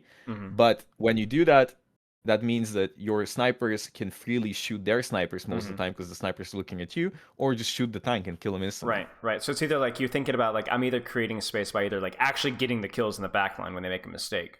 Or like you said, creating space or winning the fight through distraction. Like you said, the sniper's distracted, my sniper's not. We win the fight off of that. Or that tank is isolated and killable.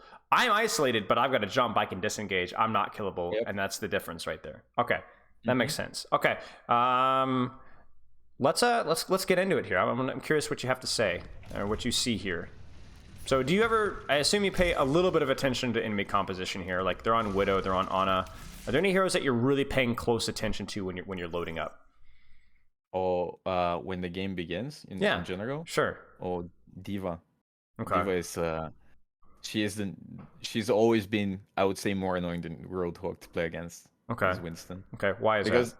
When you play against Roadhog, you can always play high grounds, and all you're playing against, you're trying to dodge the hook in a way, right? That's your only thing that really screws you over. But on D.Va, she has, I'm pretty sure boosters are on a lower cooldown than jump. So what happens is, as I said before, if you try to jump in and dive the enemy backline, she's just gonna face tank you and kill you instantly because she does, she has 2 shotguns basically. Right. So she just flies into you and just uses rockets and then bum bum bum, or kills the bubble super easily. She destroys bubble. And if you play more passively and you're just playing high ground, she just flies into you and half HP is gone. And super annoying. It's super hard, and you're just forced to play super slowly and just look for the D.Va to fly away somewhere, do something else, or for them to be really low HP. Okay. So D.Va is really hard. Another thing you're looking for is what supports they play. Because if they play like Zen and Baptiste or something like that, you really need to look for an opportunity to go and be able to dive them before they do damage to you, because they poke a lot, right? Right. Now, it depends on your comp. If your comp has Bab Zen, you can play slower. But if they have like a D.Va, you just lose the game. Like, you can't do much. Okay. It's true, especially with the Zen Discord. If they Discord you and the D.Va flies into you, you're dead. Like, that's it. Right. So you count D.Va as more of a counter because she's just unavoidable. Like a Roadhog is avoidable, a Reaper is avoidable, but a D.Va, you can't avoid D.Va. She is not. Yeah, you can't avoid D.Va. A good D.Va, like, especially when you climb, a good D.Va would always just fly into you and never let you play the game. And that's it. You're useless. Okay. Like, straight up useless. So you just straight up swap there, or what's the plan? I think most of the time, like, before you could deal with it, now you can still deal with it, but I feel like a lot of people in lower elo might as well just swap, right? Okay. A lot of people don't want to swap, but might as well swap. Okay. Because it's just gonna be, you're gonna have to put in a lot more effort than their D.Va to actually win the game, and even if you play perfectly, you might still lose, right? Okay. Like, it's really hard. It's difficult. So I always look at the enemy tank. That's my first thing, and then I'll look at supports. I don't really care about the DPS, I'll be honest. Interesting. Because Reaper is avoidable. Like, even Pharaoh Mercy is avoidable. You can snipe the Mercy if you're like average aim. Sure, you can do that, and you can just jump and finish her off. Sure. So I don't really care about DPS, because if they have weak backline or a weak tank, you just win the game. I mean, it doesn't matter what DPS they play. Reaper, Torbjorn, doesn't matter. Interesting. Right? Okay. And if they have like best tanks you can play against are another Winston, because you just ignore each other. So better Winston wins, I guess. Yeah. And Zarya, super easy matchup. Sigma is an easy matchup as well, because he can't really do much against you. Okay. You just jump into the backline, you bubble. He can't rock, he can't hit his left clicks on you, and it's gonna take a lot of time until the bubble breaks. People say Orisa is a good matchup, but Orisa is kind of really annoying right now, because a good Orisa can just wait and boop you into the team or spear you. So I know it's 50-50. Right. Okay. And yeah. Okay. Yeah. Yep, Sounds yep. good. Let's take a look then. Just holler if because I'm obviously in the control here, but this is still your review, so just holler if you want to pause, and I will do so. Uh-oh. I mean, we talked about that, yeah? You predicted it exactly, right? You just ignore the Ramattra. Instead of like dropping on him, you let him push. Like there's no point in dropping to him. Right. Because what is he gonna do? Even if he goes point, he's not gonna do much if your supports are smart. Right. And instead, if you look at your Ana, for example, not your Ana, you look at your Sombra. Your Sombra is going in. You might as well have jumped in there. And Sure. Like Ramattra is super far in. You jump in, you can maybe kill somebody with your Sombra. Right. I mean, heck, even look at the Widow here, right? Yeah. There's a lot of options here. Just ignore the tank and just go in the backline. Because this is pointless right now. You're just wasting time. Like, he can just block. He's just chilling. I mean, yeah, look at that. Look at how killable he felt and just nothing. Yeah, exactly. Because there's no point in you focusing tanks. And then now, we're just... Yeah, but now you have to jump away. Because now that your team use cooldowns, and they're probably far back, if you jump in now, if the enemy team is actually good, they will kill you. Okay. Right? Or... So it's kind of pointless. You need to look for an opportunity. This one, I mean, Winston players just jump in. They don't actually think when they jump in. They don't think why they're jumping in. Look at that Simon point. That's an enemy sim. Like, if he jumped back, he would have killed the sim. That's true. Yeah, that's true. And that's why you need some time to regroup and, like, check again and see what's happening on the map. Uh-oh. He's cooking. What do you think about that this? he ignored the Ramattra. He ignored Ramattra and he jumped in the backline, which is pretty good. That's true. Like, there's nothing. Like, there's no point in ever going in the Ramattra. He can't unless he's low HP. It's just pointless. So a lot of your tanking philosophy comes down to like what heroes are you better at 1v1ing, and that's how you create space by creating favorable 1v1s. Or am I misunderstanding? My tanking philosophy is that you can't trust anyone on your team, so you just kill everyone, right? Like, yeah. A lot of people really focus on peeling, helping. That I'll be honest, that only applies in really high elos. You can run around in low elos and you can genuinely just farm the backline.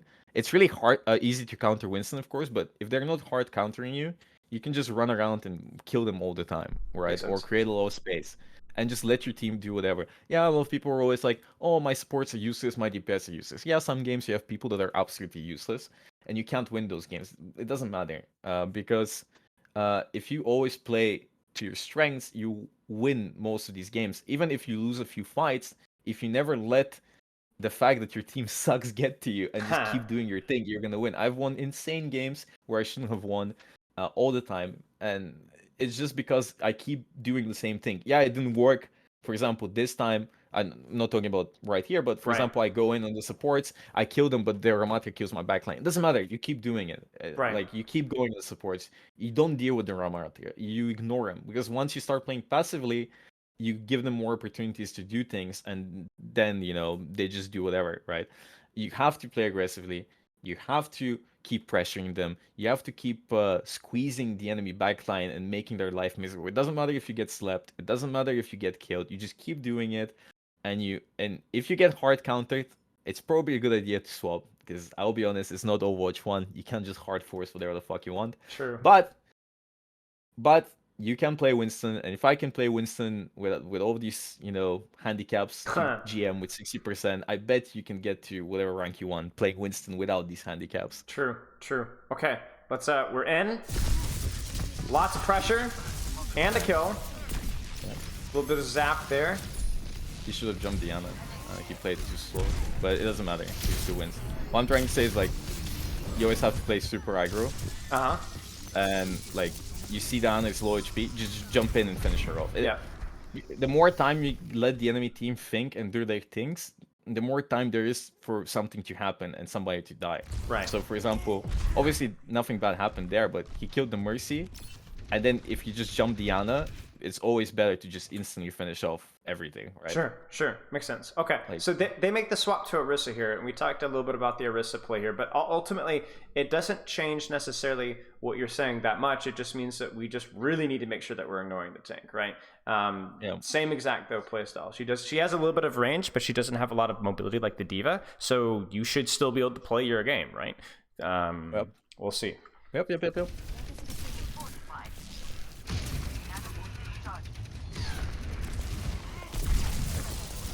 I think that's okay. Oh, yeah, it's okay. Avoid. Yeah. Just keep running from the Orisa. Nice. He goes in the backline again. This is good. Oh my goodness, that wall. Oh, the wall. So close. Nah, that wall. That was crazy. That was crazy. Yeah, but I think he did fine. Okay. Like, he ignored the Orisa. He went on the backline. He got the kill. Yeah. Like at that point, you need to like, it comes down to you place your bubble. You try to bubble dance a bit, peek your healers, mind the wall and stuff. But that, comes with experience. Right. So it's mostly the decision making was there, the mechanics, the little right click movement, bubble dancing, all that kind of little detail stuff wasn't clean, but that will come with time. The theory of what we were doing was correct. Okay. Yeah. If you kill the supports as well, even if they kill you, there's a high chance that your team wins the fight anyways. Right. Yeah. Now, this is tough. Because we're not on the Orisa, but we're not on exactly a very favorable 1v1 either. But you also have to touch point, so it's kind of rough. That's true. So you can't really... I mean, you can, but it's alright. You can win this. You should have placed bubble before you run it. Oh, that's true. So right here... In a bit, I think he has bubble. Right?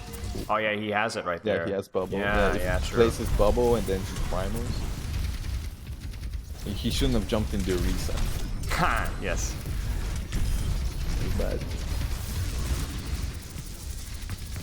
But at that point, like, can you replay it? Sure, of course. Like, let's do this. Let's do wider angle. Sure. Like outside of his play. Yeah. So this is right where we press the primal here. Yeah, but like he primals, but he's not really thinking what he's primaling, I feel like. Or like juggle mechanics are hard to master anyways, right? Yeah. So it's not like I don't think you need good juggles to get to Grandmaster or whatever, but obviously it's important because if you are able to master juggle, you can get a lot of kills that usually wouldn't be able to and carry a lot of fights. For example, that Mei is 1 HP and that Ana could also probably die from him juggling. So what I usually do is I try to use juggle to actually finish off a target that's low HP, right? I zap someone, I use primal, and then I finish them off. Right. You can even zap melee and then primal to melee again, and like it's like a min-max. And then you do a lot of burst damage. It's always about maximum burst damage that you can do on Winston. That's why we punch a lot on Winston, because you can get healed otherwise if you just zap. So you gotta finish them off really fast before they get healed. So if he was more mindful of the things, if he didn't jump into the resold, because that went like half his HP just went poof because of the resold, I think he could have carried this fight probably. Okay. And then like you were saying, it just feels like there's a lot of like random running around.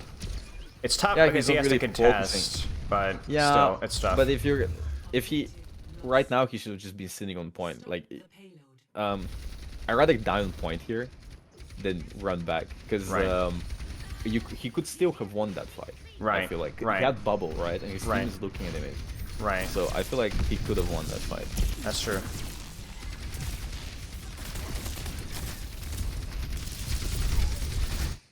The big no-no that we talked about. Yeah, there's no point. Like, he already lost a person on his team. He should just fall back, go high ground, and regroup. Right. There's no point. Right, and then like we end up shooting like the worst hero in the game for us to shoot. Yeah, sometimes you have to jump and fight the tank a bit, so just to control space, right? But that's kind of pointless at that point. It's lucky that the Ana got a kill, but this is really, really painful because if the enemy team is actually good here, they will just turn around and kill him super easily, like Larissa, for example. So what's the difference between this and the other jumps onto the backline? Because the Larissa is really close to him. So I feel like a good team, a good Ana, a good tank, they know that this is gonna happen. They're gonna sleep or nade him instantly. He's gonna die, or the Mei, they're all gonna turn around, right? The Mercy can just fly away and pocket the Ana. The issue is that a lot of people jump in.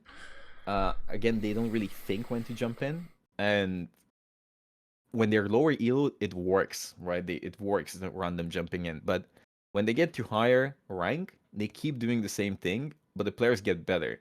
So they start punishing them. And if I did this in high elo, I would probably die, right? I would probably die. I would probably feed my brains out. Because the Mei can also wall off the heals, right? So you don't have anything. That's true.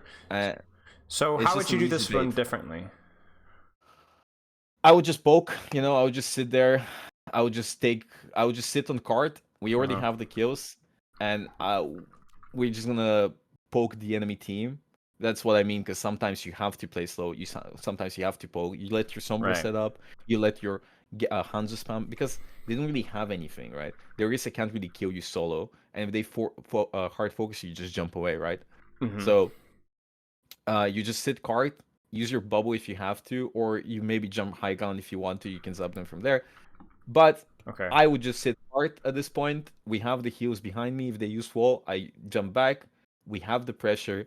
The most important thing is to not die. And if you jump in like this, you risk to die. Like, if you jump in and die, you lose the fight. But if you don't jump in, look for an opportunity. They push you, you jump away. That means they used cooldowns. Your cooldowns are shorter. You can jump in afterwards. But if they don't actually hard push you, maybe your Hanzo gets a kill, maybe your Sombra gets a hack, something happens, you can jump on and finish them off. Right, okay. So if you were to hard commit, it would be off of, we forced a cooldown, maybe my Sombra setup, but we're up one right now, and there's not an immediate rush to clean things up necessarily. There is no, because they don't have damage either. Like, nothing can happen. Like, it's really hard to Ooh. Like, even though the Ana misses sleep dart here, we almost die. Yeah. That's crazy.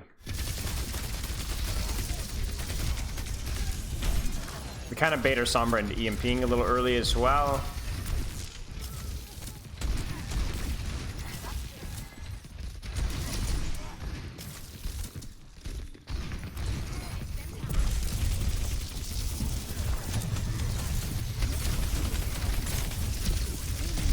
Now, I guess that comes back to the question we had again, where it's like, when somebody in the new team is overextending, is it better to ignore the overextending target and isolate them by going for a backline?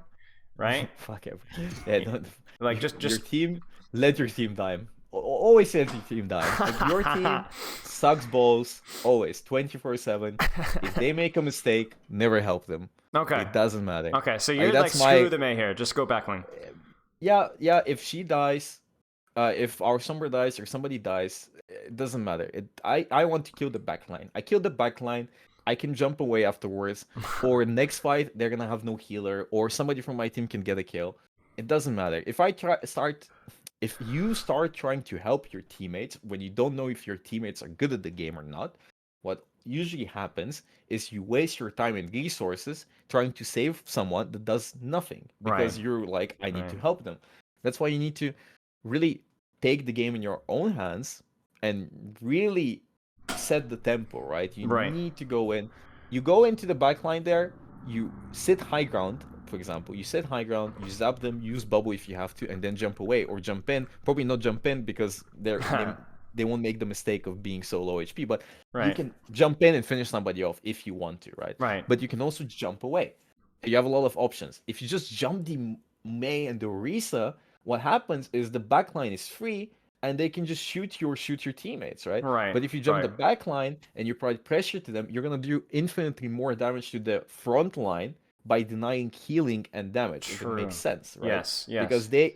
Because your damage is like it's negative damage to the Orisa, especially with the armor. But if you deny the heals and the damage output from their cast, you will deal more damage to their front line. That makes sense. In that sense. What ends up happening is when we're trying to help our team, we often end up chasing 1v1s that are really bad for us. Like, we're trying to help them versus the Orisa versus the Mei, but we're just bad versus those targets, and we don't actually do anything to those targets. Okay, that makes sense. Okay, so helper here, but the best helper would be to just play selfishly and worry about backline. Yeah, always play selfish. I think that's the #1 rule in any Overwatch ranked game for any role. Always be selfish. Oh my god. If you want to climb.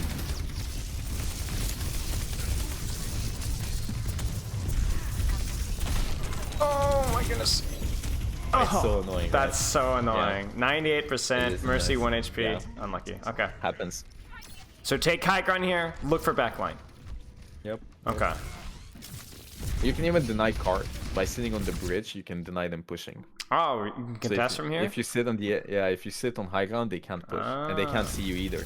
So they have to go to high ground to get you out, and that means they put in a lot of resources focusing you. Right. If they focus your team, they get no push whatsoever. Right.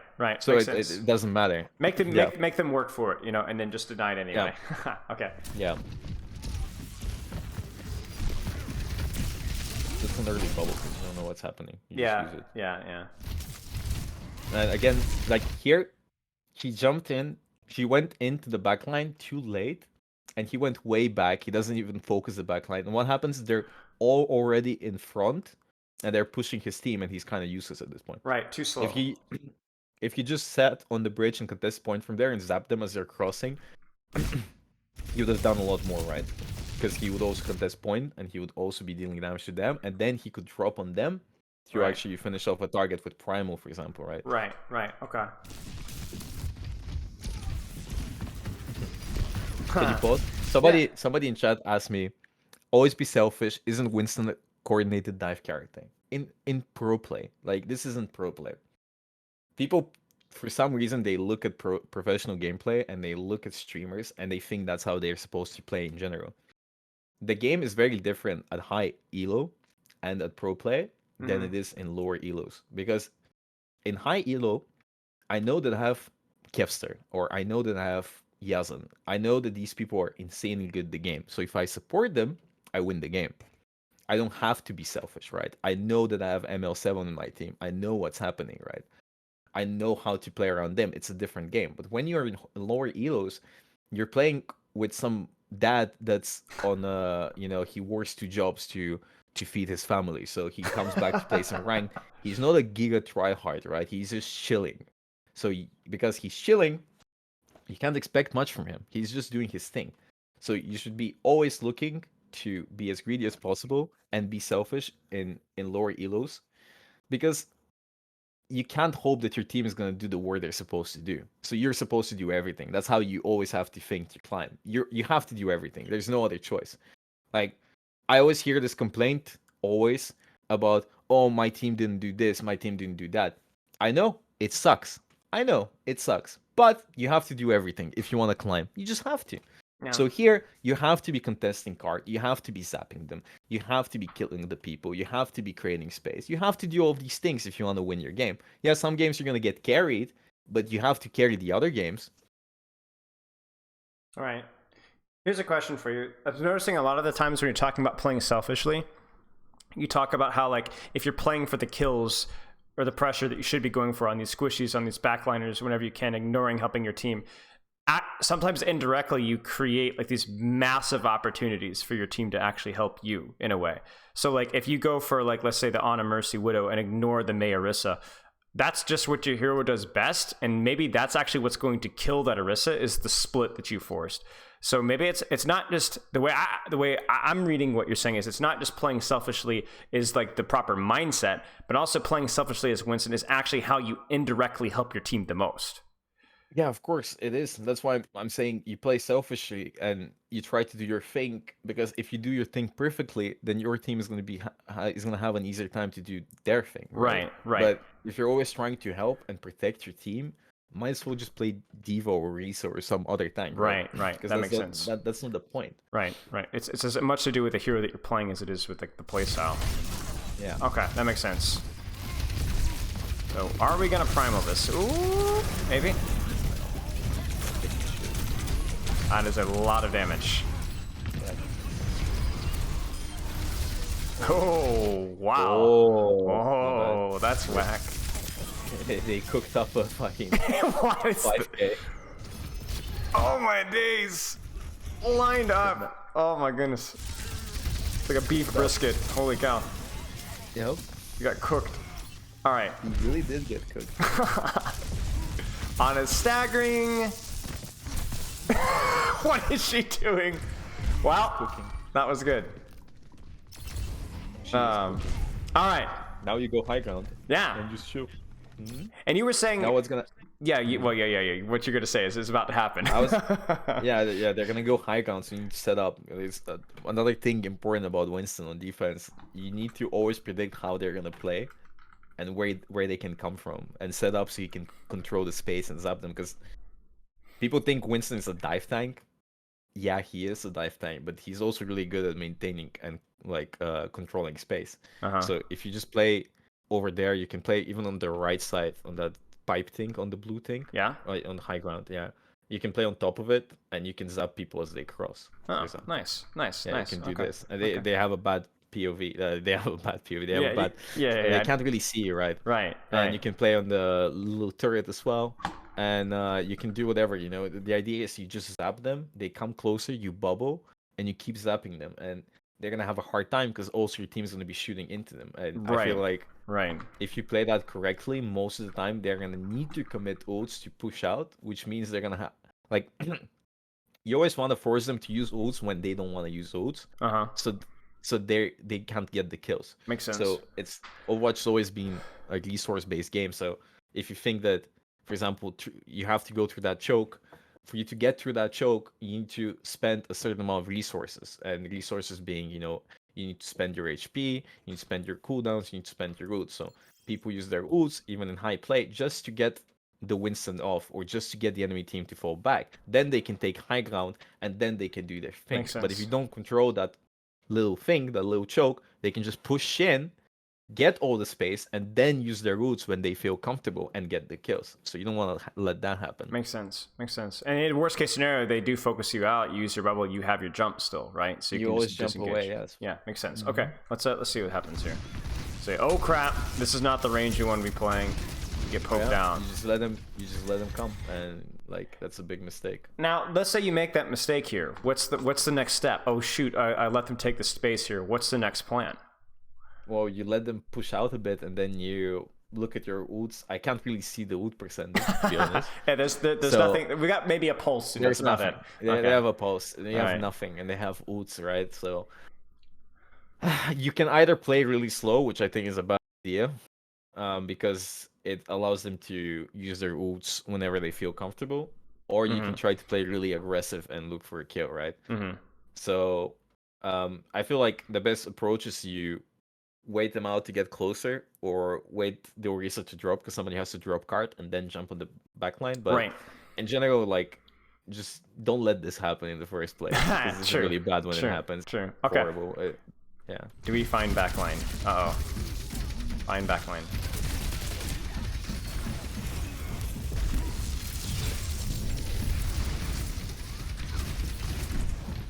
You can't even really do much. Yeah, true.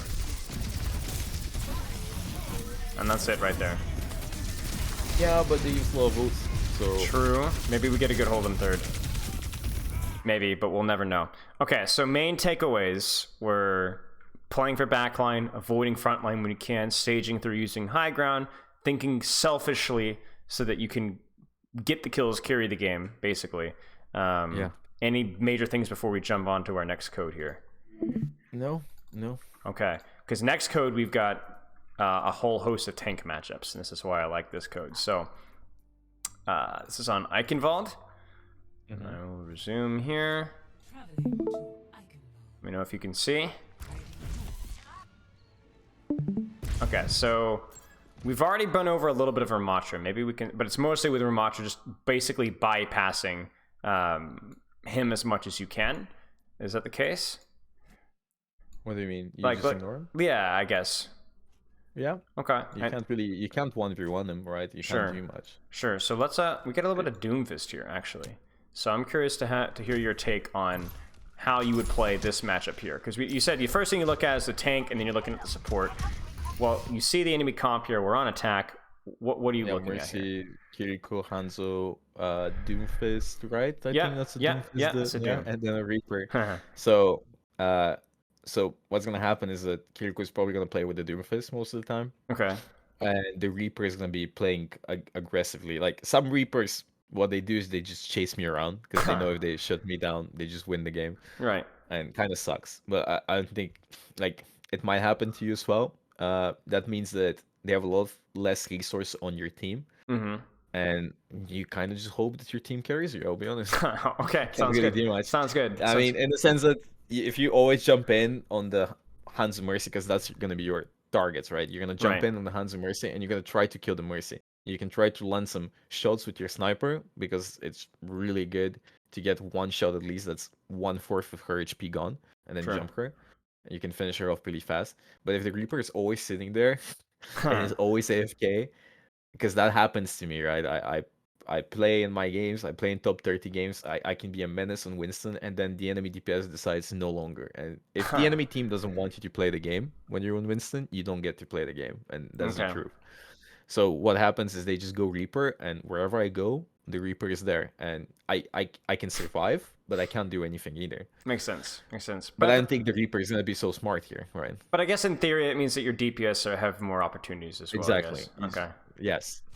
So your target will be, you ignore the Doom most of the time. You can zap him a bit here and create some space, but just to force him out. Because that's another thing about when you get high elo, you can't always dive the backline, right? Right.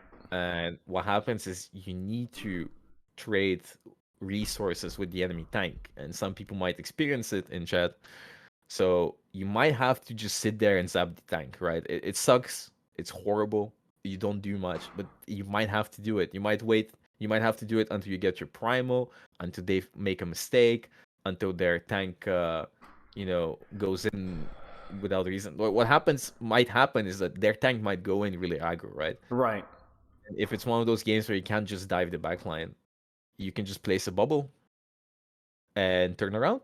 And what is he can't get healed, and he doesn't expect that, and he dies. True. So anytime you can't get to that backline, you have to try and think of like, okay, well, I can't get to the backline, so I'm gonna try and be really smart and trade with the tank. Maybe use good cover, maybe isolate him with bubble, maybe wait for them to use a cooldown, make a mistake, something like that. Okay. Yeah, you just have to trade, and that's it. Makes sense. But like right now, there's at least a chance that we can go back line. Yeah. Yeah, but you don't shoot the Kiriko. You can't kill them. Right.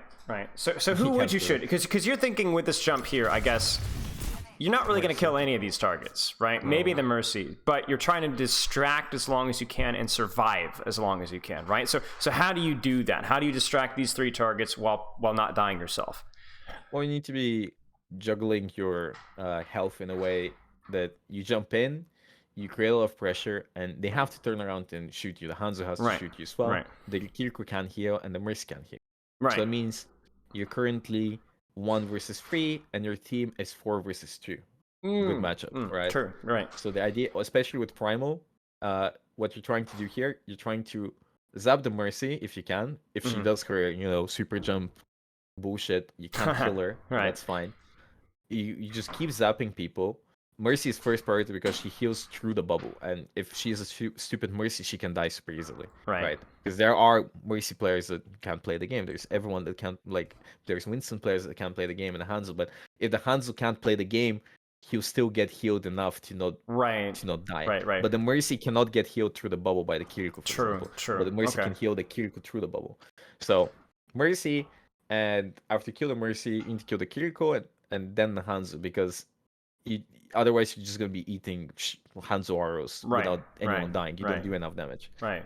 Okay, makes sense. But you have Primal here, right? This guy has Primal in a bit. I'm pretty sure I saw the Primal. Yeah, He's 86. going to have it in a bit. Yeah. Okay, so once he gets his Primal, he can play really aggressively just to deny a lot of space. But in general, you jump in, you poke them, you have your bubble, and you try to not take damage and just create as much space as you can for as long as you can, so your team can win their fights, right? Right. They won't always win their fights, but most of the time they will, because in Overwatch, let's be honest, a 5v4 is super hard to win, or 4v5, and it's really hard to lose 5v4. Like no matter how good your team is. I've rarely had games where somebody wins 4v5. Right, and theoretically, you guys should be getting a lot of space here. Like it's just these, like you said, 3v1, 4v2. Yeah. Yeah, they can be blindfolded. They're still gonna win it.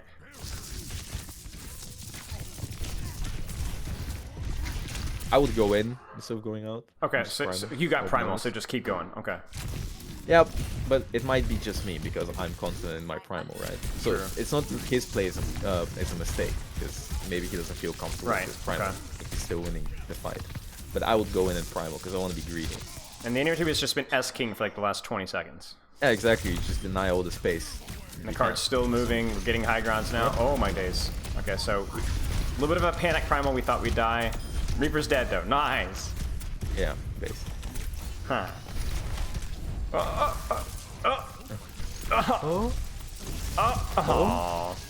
No. Now it's really important for him to not feed here, because if he feeds, everything he's done until now is useless, right? Is it like the Blizzard World second defense when we had that one pick and we jumped in really aggressively and we were like, we're up one, you know, we have all the space, just chill? Okay. Yeah, you have to learn how to chill, because if you die, no matter how much space you created, you lose the fight. I feel like there's rarely a situation where you should be dying on Winston, because in Overwatch 2, 5v5, without a tank, the team always loses, right? Always. Like it's not like before. Before I could jump in, kill the backline, die, and then I have another tank, and they can't win. But now, without a tank, even if they're missing a healer, the enemy tank would just destroy your team. Absolutely roll them. And nobody from your team can touch card either, because the tank would just eat them up. So it's very important for you to not die as Winston after you get the space, and just maintain the space, jump on high ground. You also have to be mindful of the LOS of your team, gun of sight. They're over here, and like they're over there, and you have an Ashe and stuff, and you're forcing the fight on castle. Nobody has LOS of you, nobody can do damage to them, so it's really rough. So you take the high ground. There's these little platforms, right? On not here, on the you just take those and you just sit there, right? Nobody on the enemy team can kill you right now, because they're all dead. So if the Doomfist tries to push you, he dies most of the time. Because he walks in front of your Ashe and your Ana, and they shoot him. Ashe and Mei and Ana might hit the sleep dart. And he dies. But if you force the fight right side, you are the one probably dying. Right, because it's a three. It's like we feel like we got two people in spawn, right? We win the fight. Well, actually, no, because 3 members of our team can't help us where we're at currently. Yeah, and also what happens is when you do these things, especially in lower elos, because in lower elos, everyone always wants to help. And look at your Mercy. They try to help, and if the Mercy dies here, you just fed, right? Even if you survive, because people are like bots, like AI, they just follow you around. They're like, I need to save them. I see it all the time. In lower elos, Kiriku's always TP to me 24/7, right? Wherever I go, which can be a blessing, but also a curse, because I might, have a different plan in mind. I might not be hard engaging. And she jumps in, I jump away, and she dies, right? In high elos, it's a lot more different, because everyone's greedy, right? So she doesn't want to do it. She doesn't want to help me. She doesn't care, right? She might help me if we know each other, or she's, confident in my skills, but most of the time they won't do it, because they want to live. That's your number one priority. You always want to live. It's like real life, Always try to live. You don't want to die. So exactly. Okay, super deep. Trying to think here. I had something on the tip of my tongue. I can't remember, but I think this makes total sense here. All right, let's see. Do we get out here? Oh no. I think it does. Let's go. Oh. This we gotta watch it. That's actually crazy. Did she just hit like 9 shots in a row? Yeah. What? Yeah. She popped up. Holy mackerel! And right into the primal, or into the Val, excuse me. Yeah. Cool. And this is again where we have to ask the question: like, is this guy way overextended? Yes, but is this the best target to 1v1? Would our attention be, but better put elsewhere? I don't know. What are you thinking here? The thing is, like, it's funny to do it, and it's good to apply the pressure, but another like part of the game is to realize the enemy team, right? What kind of players do they have? So the enemy team is struggling a lot to play the game, and they don't peel, or they don't, they play in a certain way, or maybe they tilt easily, right? Mm-hmm. If you start rolling them, it's always good to keep applying pressure all the time, so they never have a chance to recover. It's like snowballing. Yeah, but if you're playing a game where it's more like it's more even, and you do that kind of play, there's a high chance that you might just die, and once they have the point again, once they have the space again, it's really hard to retake. So it's fun to do these kind of plays. I do these kind of plays all the time. It works out. But if I truly want to win most of my games, I need to play smart, right? Right. Because one time you die here, one time you fuck up there, and they get the second point, they get the high grounds. It's really hard to retake. They have their ults, and you might waste 3 minutes, and that might lose you the game. Yeah, we're talking about Eigenbolt seconds. It's not exactly a piece of cake to take here. Okay, this makes sense. So this is like a little bit of that. I wonder if it's like a little bit of that helper mindset going on here. We don't want to be here too long. Like, where's that Hanzo? Where's that Kiriko? Yeah, just ignore that Doomfist. Like, okay, for example, right now there's Kiriko ult on point. I would actually, I would swap strategies. I wouldn't be going in. I would actually, when you see the enemy ults, support ults, for example, Kiriko ult, a beat, a Mercy ult, whatever, I think that's where you try to swap strategies. Okay. You don't try to play super aggros, because if you jump in there, there's a Reaper on point with a Kiriko and a Kiriko. You're not gonna kill anyone, right?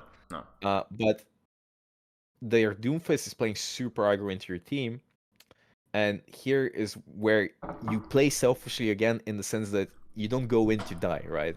Right. You like people bait themselves to dive in all the time because that's what they need to create space. Right. But you need to think, if I dive and I die, right? I don't want to die, so I'm not gonna dive, right? I'll fuck it. I won't do it. Right. So I'm just gonna play with my team. I'm gonna place my bubble there where the Doomfist is going in, and I'm just gonna chill, wait out the Kiriko, and we're gonna spam them. They have two choices. They need to really push in, but if they really push in, they're gonna get punished, or they need to fall back, at which point they're also gonna get punished. So they're gonna be scrabbling. They're gonna be looking for kills, and most of the time in lower elos, they won't find these kills, right? Right. So it's interesting. So we talked about like going backline because we think we can get kills. It's we're playing selfishly, but now all of a sudden you're like, well, backline is going to kill you now. So don't play selfishly in the opposite aspect, which is I know I can't get kills, so I want to play my life. And playing my life right now might be just sitting on Doomfist, or maybe just jumping out entirely. Yeah, you might just go high ground, fuck your team. Depends on what's happening. Right? Yeah, if you're half HP, you have no bubble, just fuck your team. Right. Don't even try to help them. Right. Just sit high ground, spam them. Right. Fuck it. Right. You can't do anything anyways, because if you sit there, you're just gonna take the Doomfist punch. Afterwards, you're gonna feed him shields. Yeah. Just be chilling. Just keep looking at them. And right? as an Ana player, I would Mhm. prefer my Winston to not demand healing in the middle of me trying to stay alive, right? Yeah. Also, like exactly, like if you don't force resources from your team while they're getting pressured as well, it's a lot easier for them to survive, right? Makes sense. Okay, let's. We have bubble here, so maybe we survive. I don't think so. I mean, surely that Reaper blows us. Oh, I think he just dies. The mercy Valk, right? I'm sorry. This is we got an MVP The for this mercy is match. a god. What is going on here? No way. He's just cooking. Just straight up. Yeah, she's cooking. Oh my gosh! Look what? at her. She's fucking cooking. What is going on? Okay. Well. You see that Mercy plays selfishly and she's winning the game because of it. Oh my gosh. She doesn't depend on her team Look to at carry. that. She Look at pulls that. out the Glock and carries herself. Look at that. That's wild. Okay. Yeah. Well, they've made the dreaded swap, and I guess this is like the last little question I have for you before we get into our balance discussion here. It's the Bastion Reaper, and I imagine Bastion is useless against Winston. I'll be honest. Oh, okay. I don't think he's All good. the plats in my chat need help. All right, how do we? I know your plats are gonna be no, but I don't understand. Like, what do you do? Like, you jump in, you don't even wait for the Bastion third form and jump in and die. Of course, that's super silly. Just don't jump. like just don't jump. It is so stupid. Like, for me to think that people. That's what I mean. Like, people don't think when they jump. They just jump. I need to jump, and you jump and you die. Why? why do you do that? You're not playing selfishly, right? You Yeah. need to play selfishly here. I'm not gonna jump because I know they will kill me. Yeah. So I wait for the Bastion to use his turret form, because if he doesn't use it, he's useless. Right? That's true. Like that's the thing about Bastion. He's useless if he doesn't use his form.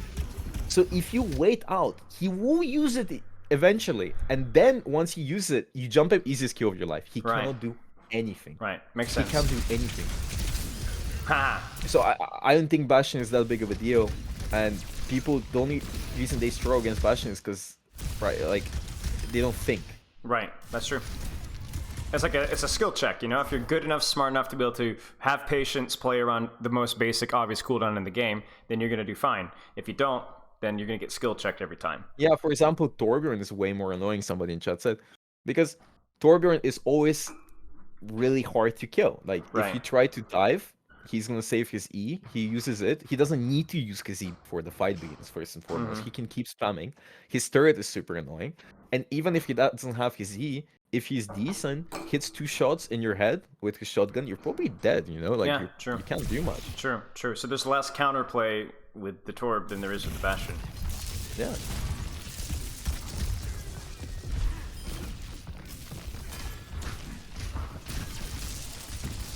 This is kind of what you're saying, like keeping up the pressure. Yeah, you just keep spamming them. Like, fuck it, use your ults, keep killing them in spawn. Yeah, card's still moving. It doesn't matter. Yeah, just keep moving. Just keep spamming them. Use Primal to keep them in spawn. Just use Primal to keep them in spawn. Yeah, just cook them up, right? Huh. Because once you give them space, they can use their ults, can get killed. But if you can't do much. Right. And this is basically what's happened. There hasn't been like even a proper fight. It's just been dying and dying and dying and dying and dying. Like, there's nothing they can do, really. All right, we gotta know. We gotta know. Does she? Does she? Yeah. Right. Nah, look at that. We just knew it. Here it comes. Surely. She's No, cooking. no, we're good. Okay. All right. So main takeaways. I guess expanding on playing selfishly, you know, playing to distract backline, setting up for your next engage, playing around your team's LOS, lots and lots of process. Any final words, I guess, for the wannabe Winston mains in chat? If you know that if you jump in, you're gonna die, just don't jump. Okay. You know, like, fair enough. And if you think you can't do anything at all, even if you jump or don't jump, you might as well just swap. I know it's a big taboo in Winston community, but it's not. Overwatch 2 isn't Overwatch 1, right? It's really hard one trick Winston. Makes sense. Like, you can still get to GM playing only Winston. You can get rank 1 playing only Winston, but you're gonna have a really shitty time. Right? You're gonna have a horrible time because if the enemy team just doesn't want you to play, you just won't play the game, and that's it. It's over. You know, they just go Reaper, which isn't that big of an issue, but like once you stack it up with, for example, Diva, Reaper, Torbjorn, right? You don't have anything to dive. And Zenyatta is an easy target to dive most of the time, but if they're playing Diva, all of a sudden that Zen is your number 1 enemy. You can't kill him, right? You cannot kill him because the Diva just flies into you and kills you. And that's really annoying, right? So in those situations, you're just going to lose the game. Okay, makes sense. I'm going to start streaming the only program that's more helpful than Overwatch for fun, and that is obviously Microsoft Paint, because I want to have our free-form discussion on tank balance. And I have a couple of questions from people in my chat that wanted to ask you some stuff, so I'm going to go over those in a second. But I want to start off with, I guess, just a really low-hanging fruit here. So obviously you've been around the scene for a while, been playing tank for a while here.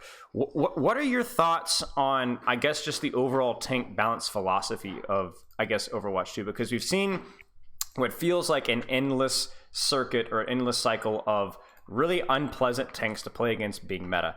You can make an argument, maybe Zarya is not that bad, but we've had Hog, we've got Orisa, and we've soon to be Ramattra, and maybe I'm a little bit in the minority here, but I don't find Ramattra to be very fun to play into or with either. So why do you think that is? Where are the Winstons? Where are the Reinhardts? And yes, where are the Divas? Winstons and Reinhardt, it's really hard to play them. Because they're a character that so it's really easy to pick up those characters, right? But there's a lot of depth to them, high skill ceiling, right? And the people that can really play them usually win a lot, but it takes a lot of thinking to play them. I know it's a big a lot of people disagree, but it takes a lot of thinking to play them because there's a lot of situations that require you to change your playstyle. Right. And for example, even when I play Winston, there's a lot of situations where I have to play slow. I'm gonna use my bubble way more passively, help out my team in the sense that I know that my team has Kevster, for example. I want to pocket Kevster in a way. I know that their team is gonna hard focus me when I dive, so I'm gonna change up my playstyle. A lot of people, they're gonna keep banging their head against the wall and keep diving and dying, even though they have Kevster on their team, and they'll feed. Right. And there's so many different playstyles you can have, both on Winston and Reinhardt. For example, you can play slow. You can just take a lot of damage. You, in the sense that just you can't dive them, right? There's comps you can't push, and you can't always play like Cloudy, and you might be forced to play only on guard just to stall them as much as you can. You might be forced to play really slow and just shield your teammates while they try to do stuff. You might be forced to flank. There's a lot of things you need to do, and people just force one playstyle with these tanks because they don't understand the nuances of them. Right, that makes sense. They just lose. And another thing is, like, when I play Ramattra, in ranked, I've been playing him a lot. I'm not thinking ever. I'll be honest. I'm top 20 right now. I don't put a single thought when playing Ramattra. It is, I just play him. I'm sitting on point. They push me. I press shift. I punch them. They go away. Put my shield down. Yeah. They can't do anything. They push in. I press shift. I have ult. I win the fight. That's it. Right. The play style is always the same. There is no differences, right? So you know your playstyle, you force your playstyle, and you win the games. Same with Orisa. There's no thought process behind Orisa in the sense that you always do the same thing. You sit there, you throw your spears, you try to survive for as long as you can, you hit your spears, you win the game. That's it, right? There isn't anything else to do. Another thing is that Winston and Reinhardt are super easily counterable, right? They're super easily counterable. Right. And because they're super easily counterable, if the enemy team doesn't want you to play the game, you can't play the game. That's true. So what happens is that most of the Winston Reinhardt players are really stuck in low elo because they keep playing their tanks into bad matchups, and they don't understand how to play their matchups correctly once they swap off. And the really good players like sit in top 500, right? So there's like a big divide, right? There's a big how do I say it? I feel like between maybe Diamond and GM, there's a big lack of Reinhardt players and Winston players. Because the good Reinhardt Winston players are in GM plus, and the bad ones are below that. Makes sense. The other one, why would the other ones be in that rank? What are they gonna do there? Right. Here's a question for you. So I feel like we talk about adjustments and playstyle needed with a Reinhardt, with a Winston, to be able to not only play the game properly, but also to just deal with these counters, like these Reapers, these Bastions, right? So then I guess my question for you is, do you think that like some of our Overwatch 1 habits have not translated very well? So I noticed that a lot of the Overwatch 2 Reinhardt style, even towards the end of Overwatch 1, was very, not necessarily flank heavy, but clearing high grounds, clearing angles, clearing flanks. Even like when you're talking about with Winston, it's not permanently diving 24/7. You have to actually use your brain. And yet, when we talk about Reinhardt and Winston playstyle, if you ask anybody, most people are going to tell you they're not going to tell you that. They're going to tell you the basic playstyle that only works if the enemy team doesn't counter you. Do you think that like maybe our community perception of those heroes is what prevents people from actually learning how to play them with the different playstyles? I think maybe in a way. I feel like, especially in lower elos, they pick Reinhardt to shield bot, for example, right? Which is kind of weird. And when you play Winston in lower elos, people always complain, why aren't you diving, for example, because they don't understand the nuances with these characters, how to play them correctly. Maybe in a way, but I also just think that why would I play Reinhardt to climb when I could just play Risa or Ramattra? Right. I've noticed that, for example, when you say best Reinhardt player, you always think Cloudy, for example. There's a bunch of Reinhardt players that are really good. They're the best, right? And Bowie, maybe I don't know how to pronounce his name. Yeah. We're friends, but yeah. Anyways, Boger moment. Those are the Reinhardt players, and they're the best because they know how to play their matchups and they know how to carry. But who's the best Orisa player? Right, that's a good point. You don't have any. Why? Because Orisa doesn't have a high skill ceiling. There's nothing to separate a insane Orisa and a good Orisa. Right. Um, Right. and that's most characters are like that. The newest characters, they're made so that anyone can pick them up and feel good about themselves. Because Right. to be honest, Overwatch is a really casual game nowadays, and you don't have the best Orisa player. You don't even have the best Ramattra player. Everyone's just queuing up Ramattra, and it always seems the same, right? There's when you look at these players, I bet if I put the gameplay of Yito, who was rank 1 on Ramattra, no offense to Yito, and the gameplay of some random GM or master Ramattra player, you probably won't find the difference. Right, right. You know, it's much harder. And the other thing is, you don't feel like you're forced to really adapt. You know, you don't. It's really like it feels good to punch people in the Ramattra, of course, and use your root, and you feel really good about it, and that's the point, right? Mhm. If they release another character like Winston Reinhardt, people won't play them. Why would you play them? Right. Like why would you play these characters? You need to learn and get better and better and better and better to even be able to compete with Ramattra and Orisa, right? Right. When you can just play Ramattra or Orisa. And Right.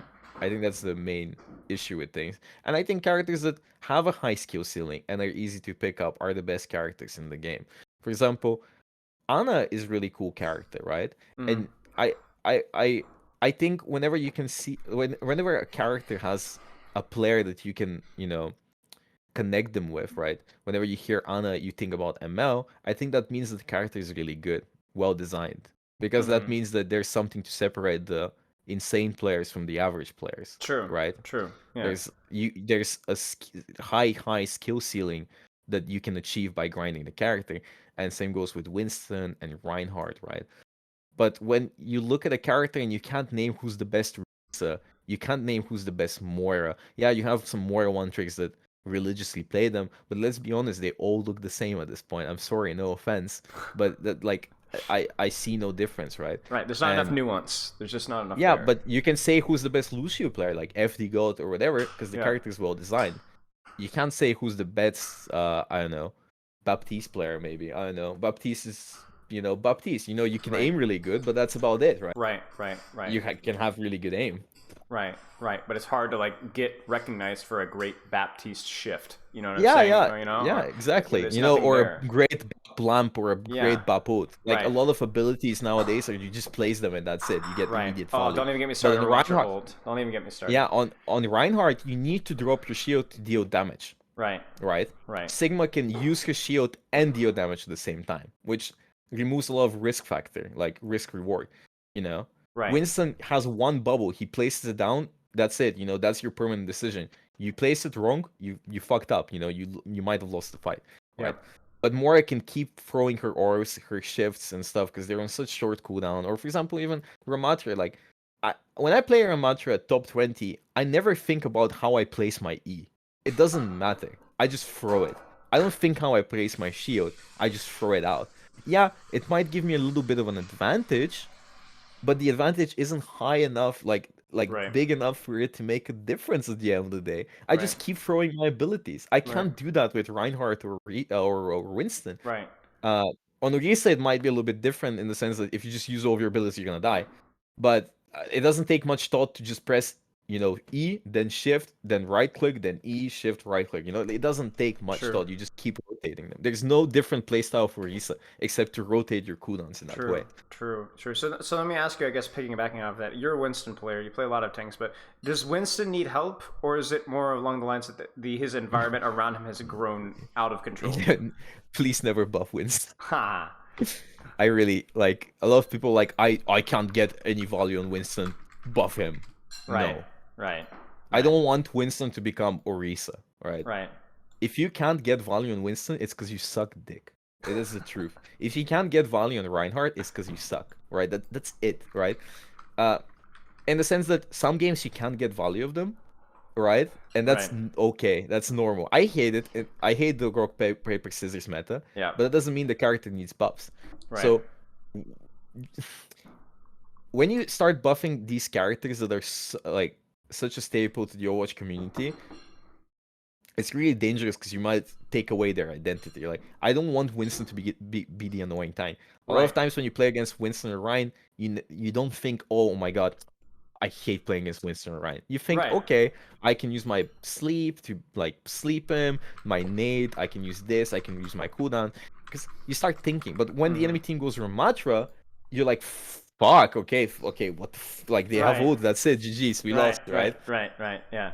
That makes total sense. Okay, so I guess piggybacking off of that one, you talked about rock, paper, scissors meta, and it's something that's been pretty controversial, right? The swap to solo tank, theoretically now, there's not that secondary tank to complement your weaknesses as Winston, to complement your weaknesses as Reinhardt. And so now if you play Winston and they play, let's say Diva, your options are a little bit more limited. Do you think that is a design flaw? Is this something that would be easier to deal with if they had better balanced tanks? What's the issue you see there?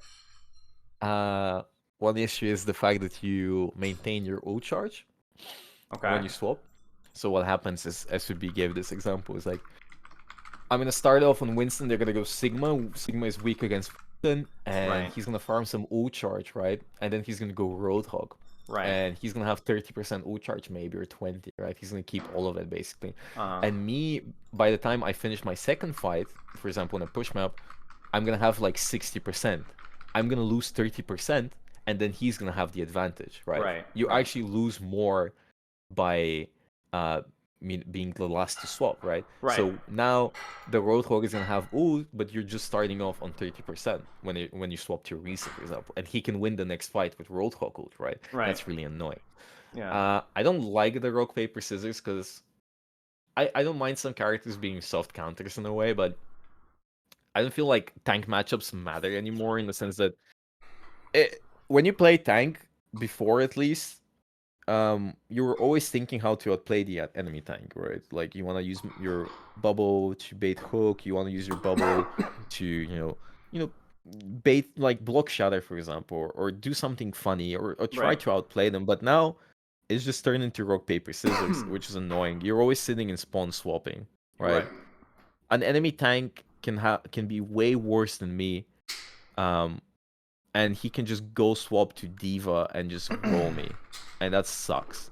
It sucks immensely, because it doesn't matter how good I am, if they just go Diva and just hard focus me the entire game, I that's it, and then I have to swap, and then the enemy swaps, and then I swap, and then he swaps, and until something sticks, right? And that's it, right? Like it's so boring. I find so many games where you go into push, you go Winston. When it was Roadhog meta, they would roll out on Roadhog. I would lose the fight, then I would swap to a Reset, then they would go something else, then I would swap to something else, and then it ends up Reset versus Reset, right? That sucks. It sucks. I want, in a way, I want to be able to play my tanks. I don't want to always be able to roll everyone, but I don't want to sit the entire game and spawn and just swapping. It's a lot less valuable to keep your ultimate than to swap to a tank that counters their tank. Because if you counter their tank and they're useless, they can't, like, that's it, that like, it's not fun fight playing in the spawn room. It's not. It is the most viable way to play the game, to be honest. Like, if you just keep swap, you don't even have to be good at these tanks. You just swap and you just annoy the tank, and that's it. Like, or they go Hawk, you go Reset. They go Reset, you go Zarya. They go Zarya, you go Winston. They go Winston, you go Diva. Then you go Zarya. Then you go fucking Winston or something else. And it's like, fuck, man. Like, I just want to play the game. So how do you solve that? What's the first step? You said the ult charge preservation is an issue. Do you also think that when we look at heroes like Orisa or Ramattra, if they're is it just as simple that the ult charge is an issue and these tanks are just a little overtuned? Or do you think there's something like systemically built into Overwatch that's going to be really hard to balance?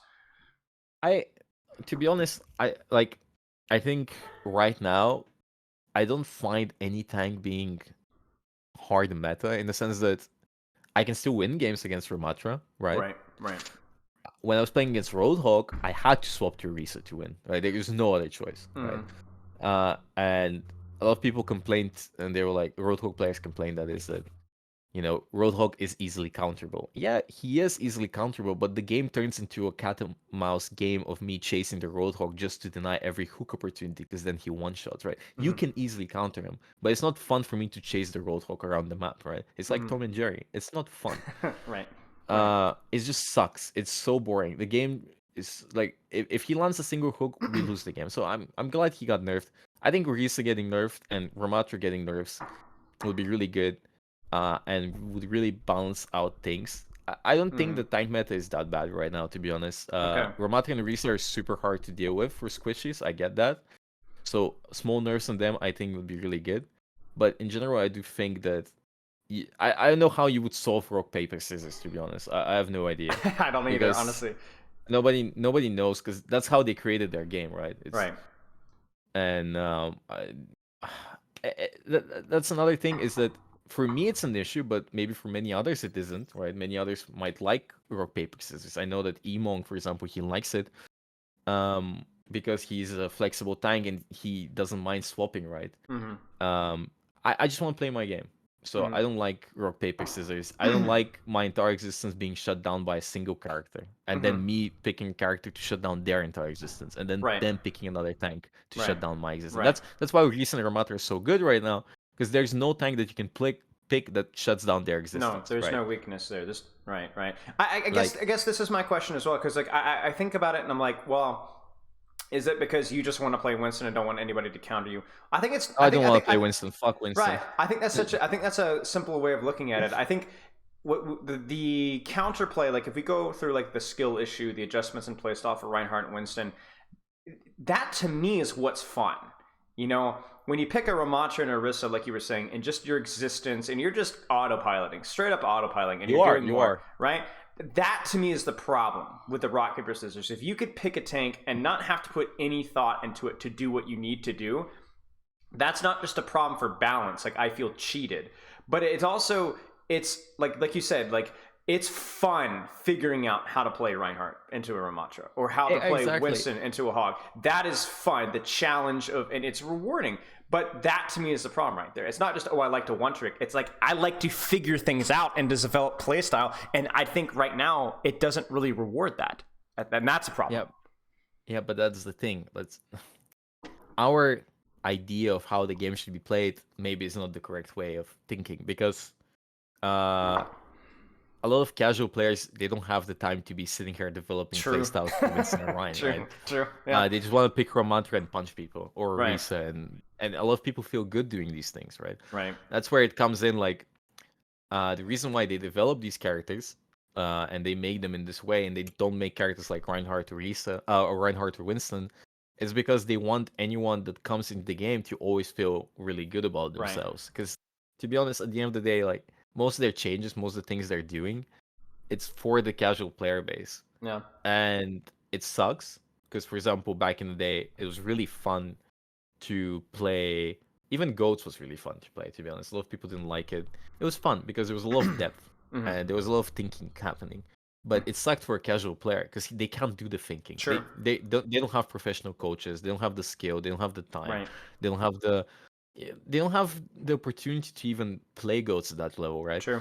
And there's a lot of people that are decent in the game, and they're in Masters or Grandmaster, but they don't want to play the game because the game has turned into Goats v Goats every game, and they don't want to play that. Right. Because it's hard to play that. Right. It's hard, and it sucks. Right. But for us, it's really fun. But let's be honest, us having fun is not as important as millions having fun. And That's true. That sucks, but it's the truth, right? That's true. And any game developer has to figure out a way to satisfy both parties, right? Because a super casual game will be forgotten super easily, like Fall Guys, right? Nobody cares about Fall Guys right now because it's super casual. But if you have a super try-hard community like Quake, nobody will care about that either, because there's not going to be any players. You're always going to have your community. It's always going to be there, but Blizzard is not going to be making money. Right. So you need a balance, right? And it's hard to make that balance. It's never that easy, because we nerf Ramattra and Orisa, right? Well, maybe then the lower ranks just get curbstoned by people that are really good at Winston or Reinhardt, right? They can't do much. They don't have the skill set, right? But now they have a fighting chance. Yeah, but now they have a fighting chance. They can pick Orisa or Ramattra, and they can have, they can fight these people that have thousands of hours in Ryan or Winston. Right. So it's a difficult thing to discuss, right? Because I want the game to be in this way. I want more characters in Ryan. I want the game to be more fun and a higher elo. I don't want the character swapping. I want to get rewarded for being high ranked, right? as far as I understand, in League, whenever you get Challenger, the first person to get Challenger in every season gets announced on the entire client for everyone, right? And that's really cool. I want more things like that. I want people to feel rewarded for being high ranked. And I don't see a reason why they shouldn't be able to do that, right? Right. Do you think... Because that way you... Go ahead. Finish your thought. No, you go. I was going to say, do you think that there's a way to balance accordingly? Like, do you think that there's a way that we can make either a Risa harder to play at higher ranks, or something like a Winston or a Reinhardt, or they're even maybe even weaker, right? Where like a Risa is good, but if a Winston manages this perfectly or Reinhardt manages it perfectly, it's a lot harder. You kind of see what I'm saying? Where we're able to make it a almost like a tier gap between, like, okay, we talk about Junkrat Bastion. Those heroes should never, ever, ever be meta in Grandmaster Plus, right? Yes. Because there's just not a lot of depth to them. Do we think that there's tanks that should be in that list as well? Or do we want to find a way to work those tanks to where they aren't Junkrat Bastion level of ease? You kind of see, like, where do you fall on that argument? Yeah, when I've played a lot of games. I like playing a lot of games. I don't one-trick games, right? Right. I really like experiencing different games. I played League. I played Valorant. I played a lot of games like that. And in these games, what I've noticed is that you have your characters that are really good in lower elos. And they're really good in lower elos because they're easy to pick up. Yes. And they're strong, right? But once you get in higher elo, it's super easy to counter them, right? And the good players know how to counter them, and they play their characters, right? I don't know what's exactly the meta right now in League, but you could play some of the easier characters you unlock early on, and grind them out and have fun with them until you get to learn different characters or unlock them. And that's really cool, right? But higher like skill tier in League, you have a completely different meta, right? And I think it's okay to have characters that are easy to pick up, easy to play, and just play them in lower elos. And it's okay to have characters that are much harder to get really good at, because that separates the good players from the bad players. The problem in right now in ranked is that there is no divider, right? There's no big division between those characters. The easy characters are seeping into the pool, into high elo, right? I'm literally playing Junkrat every game. I'm not losing, right? I don't play DPS, right? I can't play hit scan. If I was playing hit scan, I would be losing my mind, right? I would be having a super hard time. But I can keep playing Junkrat, and I can GM. I can get top 5 front. I bet I can get top 5 on Junkrat. Just running around doing whatever. It is ridiculous, right? And even in Moira, I was just like, it is low elo. I'm literally AFK. I've won 7 out of 7 placements today just playing Moira, just farming the backline, right? It's not high elo, but I bet I can do the same thing in high elo as well, right? I see it happen all the time. Right. And that sucks, right? Right. These characters that are easy to play and have a low skill ceiling, they need to be also easily counterable in a way once you get smarter at the game. So there's a division, and then you can have characters like Winston, Ryan, Tracer, shine in high elo, right? Of course. Because the game is really fucking boring when characters like Torb, Junkrat, Sim, and Moira are meta. They're horrible because no matter how much you grind, it doesn't matter. Like you don't get better at these characters. It gets boring, right? There's nothing more infuriating than being countered or losing to somebody who's putting in half the effort that you are and is getting the same result. That's beyond tilting. I mean, to me, that's like if you said, if you die to a Winston Reinhardt, oh man, that's a good player. Yeah, that's the thing. If you die to them, it's your fault that you died to them. Right. You made a mistake. You fucked up. Right, exactly. But if you die to Ramattra, it's right. You have 2 choices. You go point and die, or you don't go point and lose the game. And what the fuck do you do? Right. You messed up because you stood near the Ramattra. I mean, for crying out loud. Remember, you also keep the Ramattra a million miles away, and you never died, right? Yeah. But then Simple that's solution. the thing about Overwatch. Never That's the play thing the about game. Overwatch. The cart, there is the point, the objectives, right? There's objectives. Of course. And if you then don't get close, they just keep pushing infinitely. That's it. Exactly. It's like, it feels like there's a never-ending. I mean, even look at Kiriko, right? We've talked about a hero with a lot of mobility, a lot of nuance, but then they just made Kiriko heal more than any other support. Who's the best Kiriko player? Yeah, it's a great question. There's no best Kiriko. And the best part about it, the best part about it was that who would they say was the best Kiriko player? Was it Fielder, right? And do you know what Fielder did in the Overwatch League finals? He healed, and then he healed, and then he healed. Now, thankfully, we're moving away from that, and hopefully we continue to do that, but yeah, that's rough. Well, Boger, I really appreciate your time, man. I have to end stream because I got a charity thing that I'm doing right after this one over. But I really appreciate your time, mate, with the review and the discussion. I have way too many questions I never got a chance to ask, so maybe we'll have to do this again. But thank you so much for your time, mate. Do you want to plug your Twitter, Twitch, all that stuff? I mean, I could just throw it in chat right now, actually. Boger. Yeah, Boger. It's pretty simple. It's Boger, and it's Boger. Is it Boger literally everywhere? It's wherever you search Boger, Boger's gonna come up. Yeah, like pull it up. Okay, perfect. Well, that's awesome. Well, Boger, I appreciate your time, mate. Let's cross your fingers. Hopefully, we can see some balance rewarding some of the higher skill stuff. And yeah. Okay. All right, mate. Have a good rest of your day. Bye. Cheers. Bye. All right, that was Boger, the Bulgarian extraordinaire. You guys appreciated Boger's time. Chat, I do have to end it off pretty quickly, so here's the plan. So I'm going to toss a raid over to the gymnasium, and this is a children's charity stream. We've been Children's Miracle Network. Please check this one out. And the first thing I'm going to be doing as soon as I raid is I'm going to raid the channel, and I'm going to be coaching on that channel. So I'm ending my stream, but I'm going to be coaching on their stream right after this, so stay tuned. So yeah, love you. Kisses. I'll see you guys in just a few minutes, and I will see you guys on this Tuesday. We have another fun collaboration with PSEV on aim and movement coaching. So chat, I'm going to do it right now so I'm not late. The gymnasium. Let's get this started. It's for a good cause. Love and kisses. I will see you guys soon. Wait, what?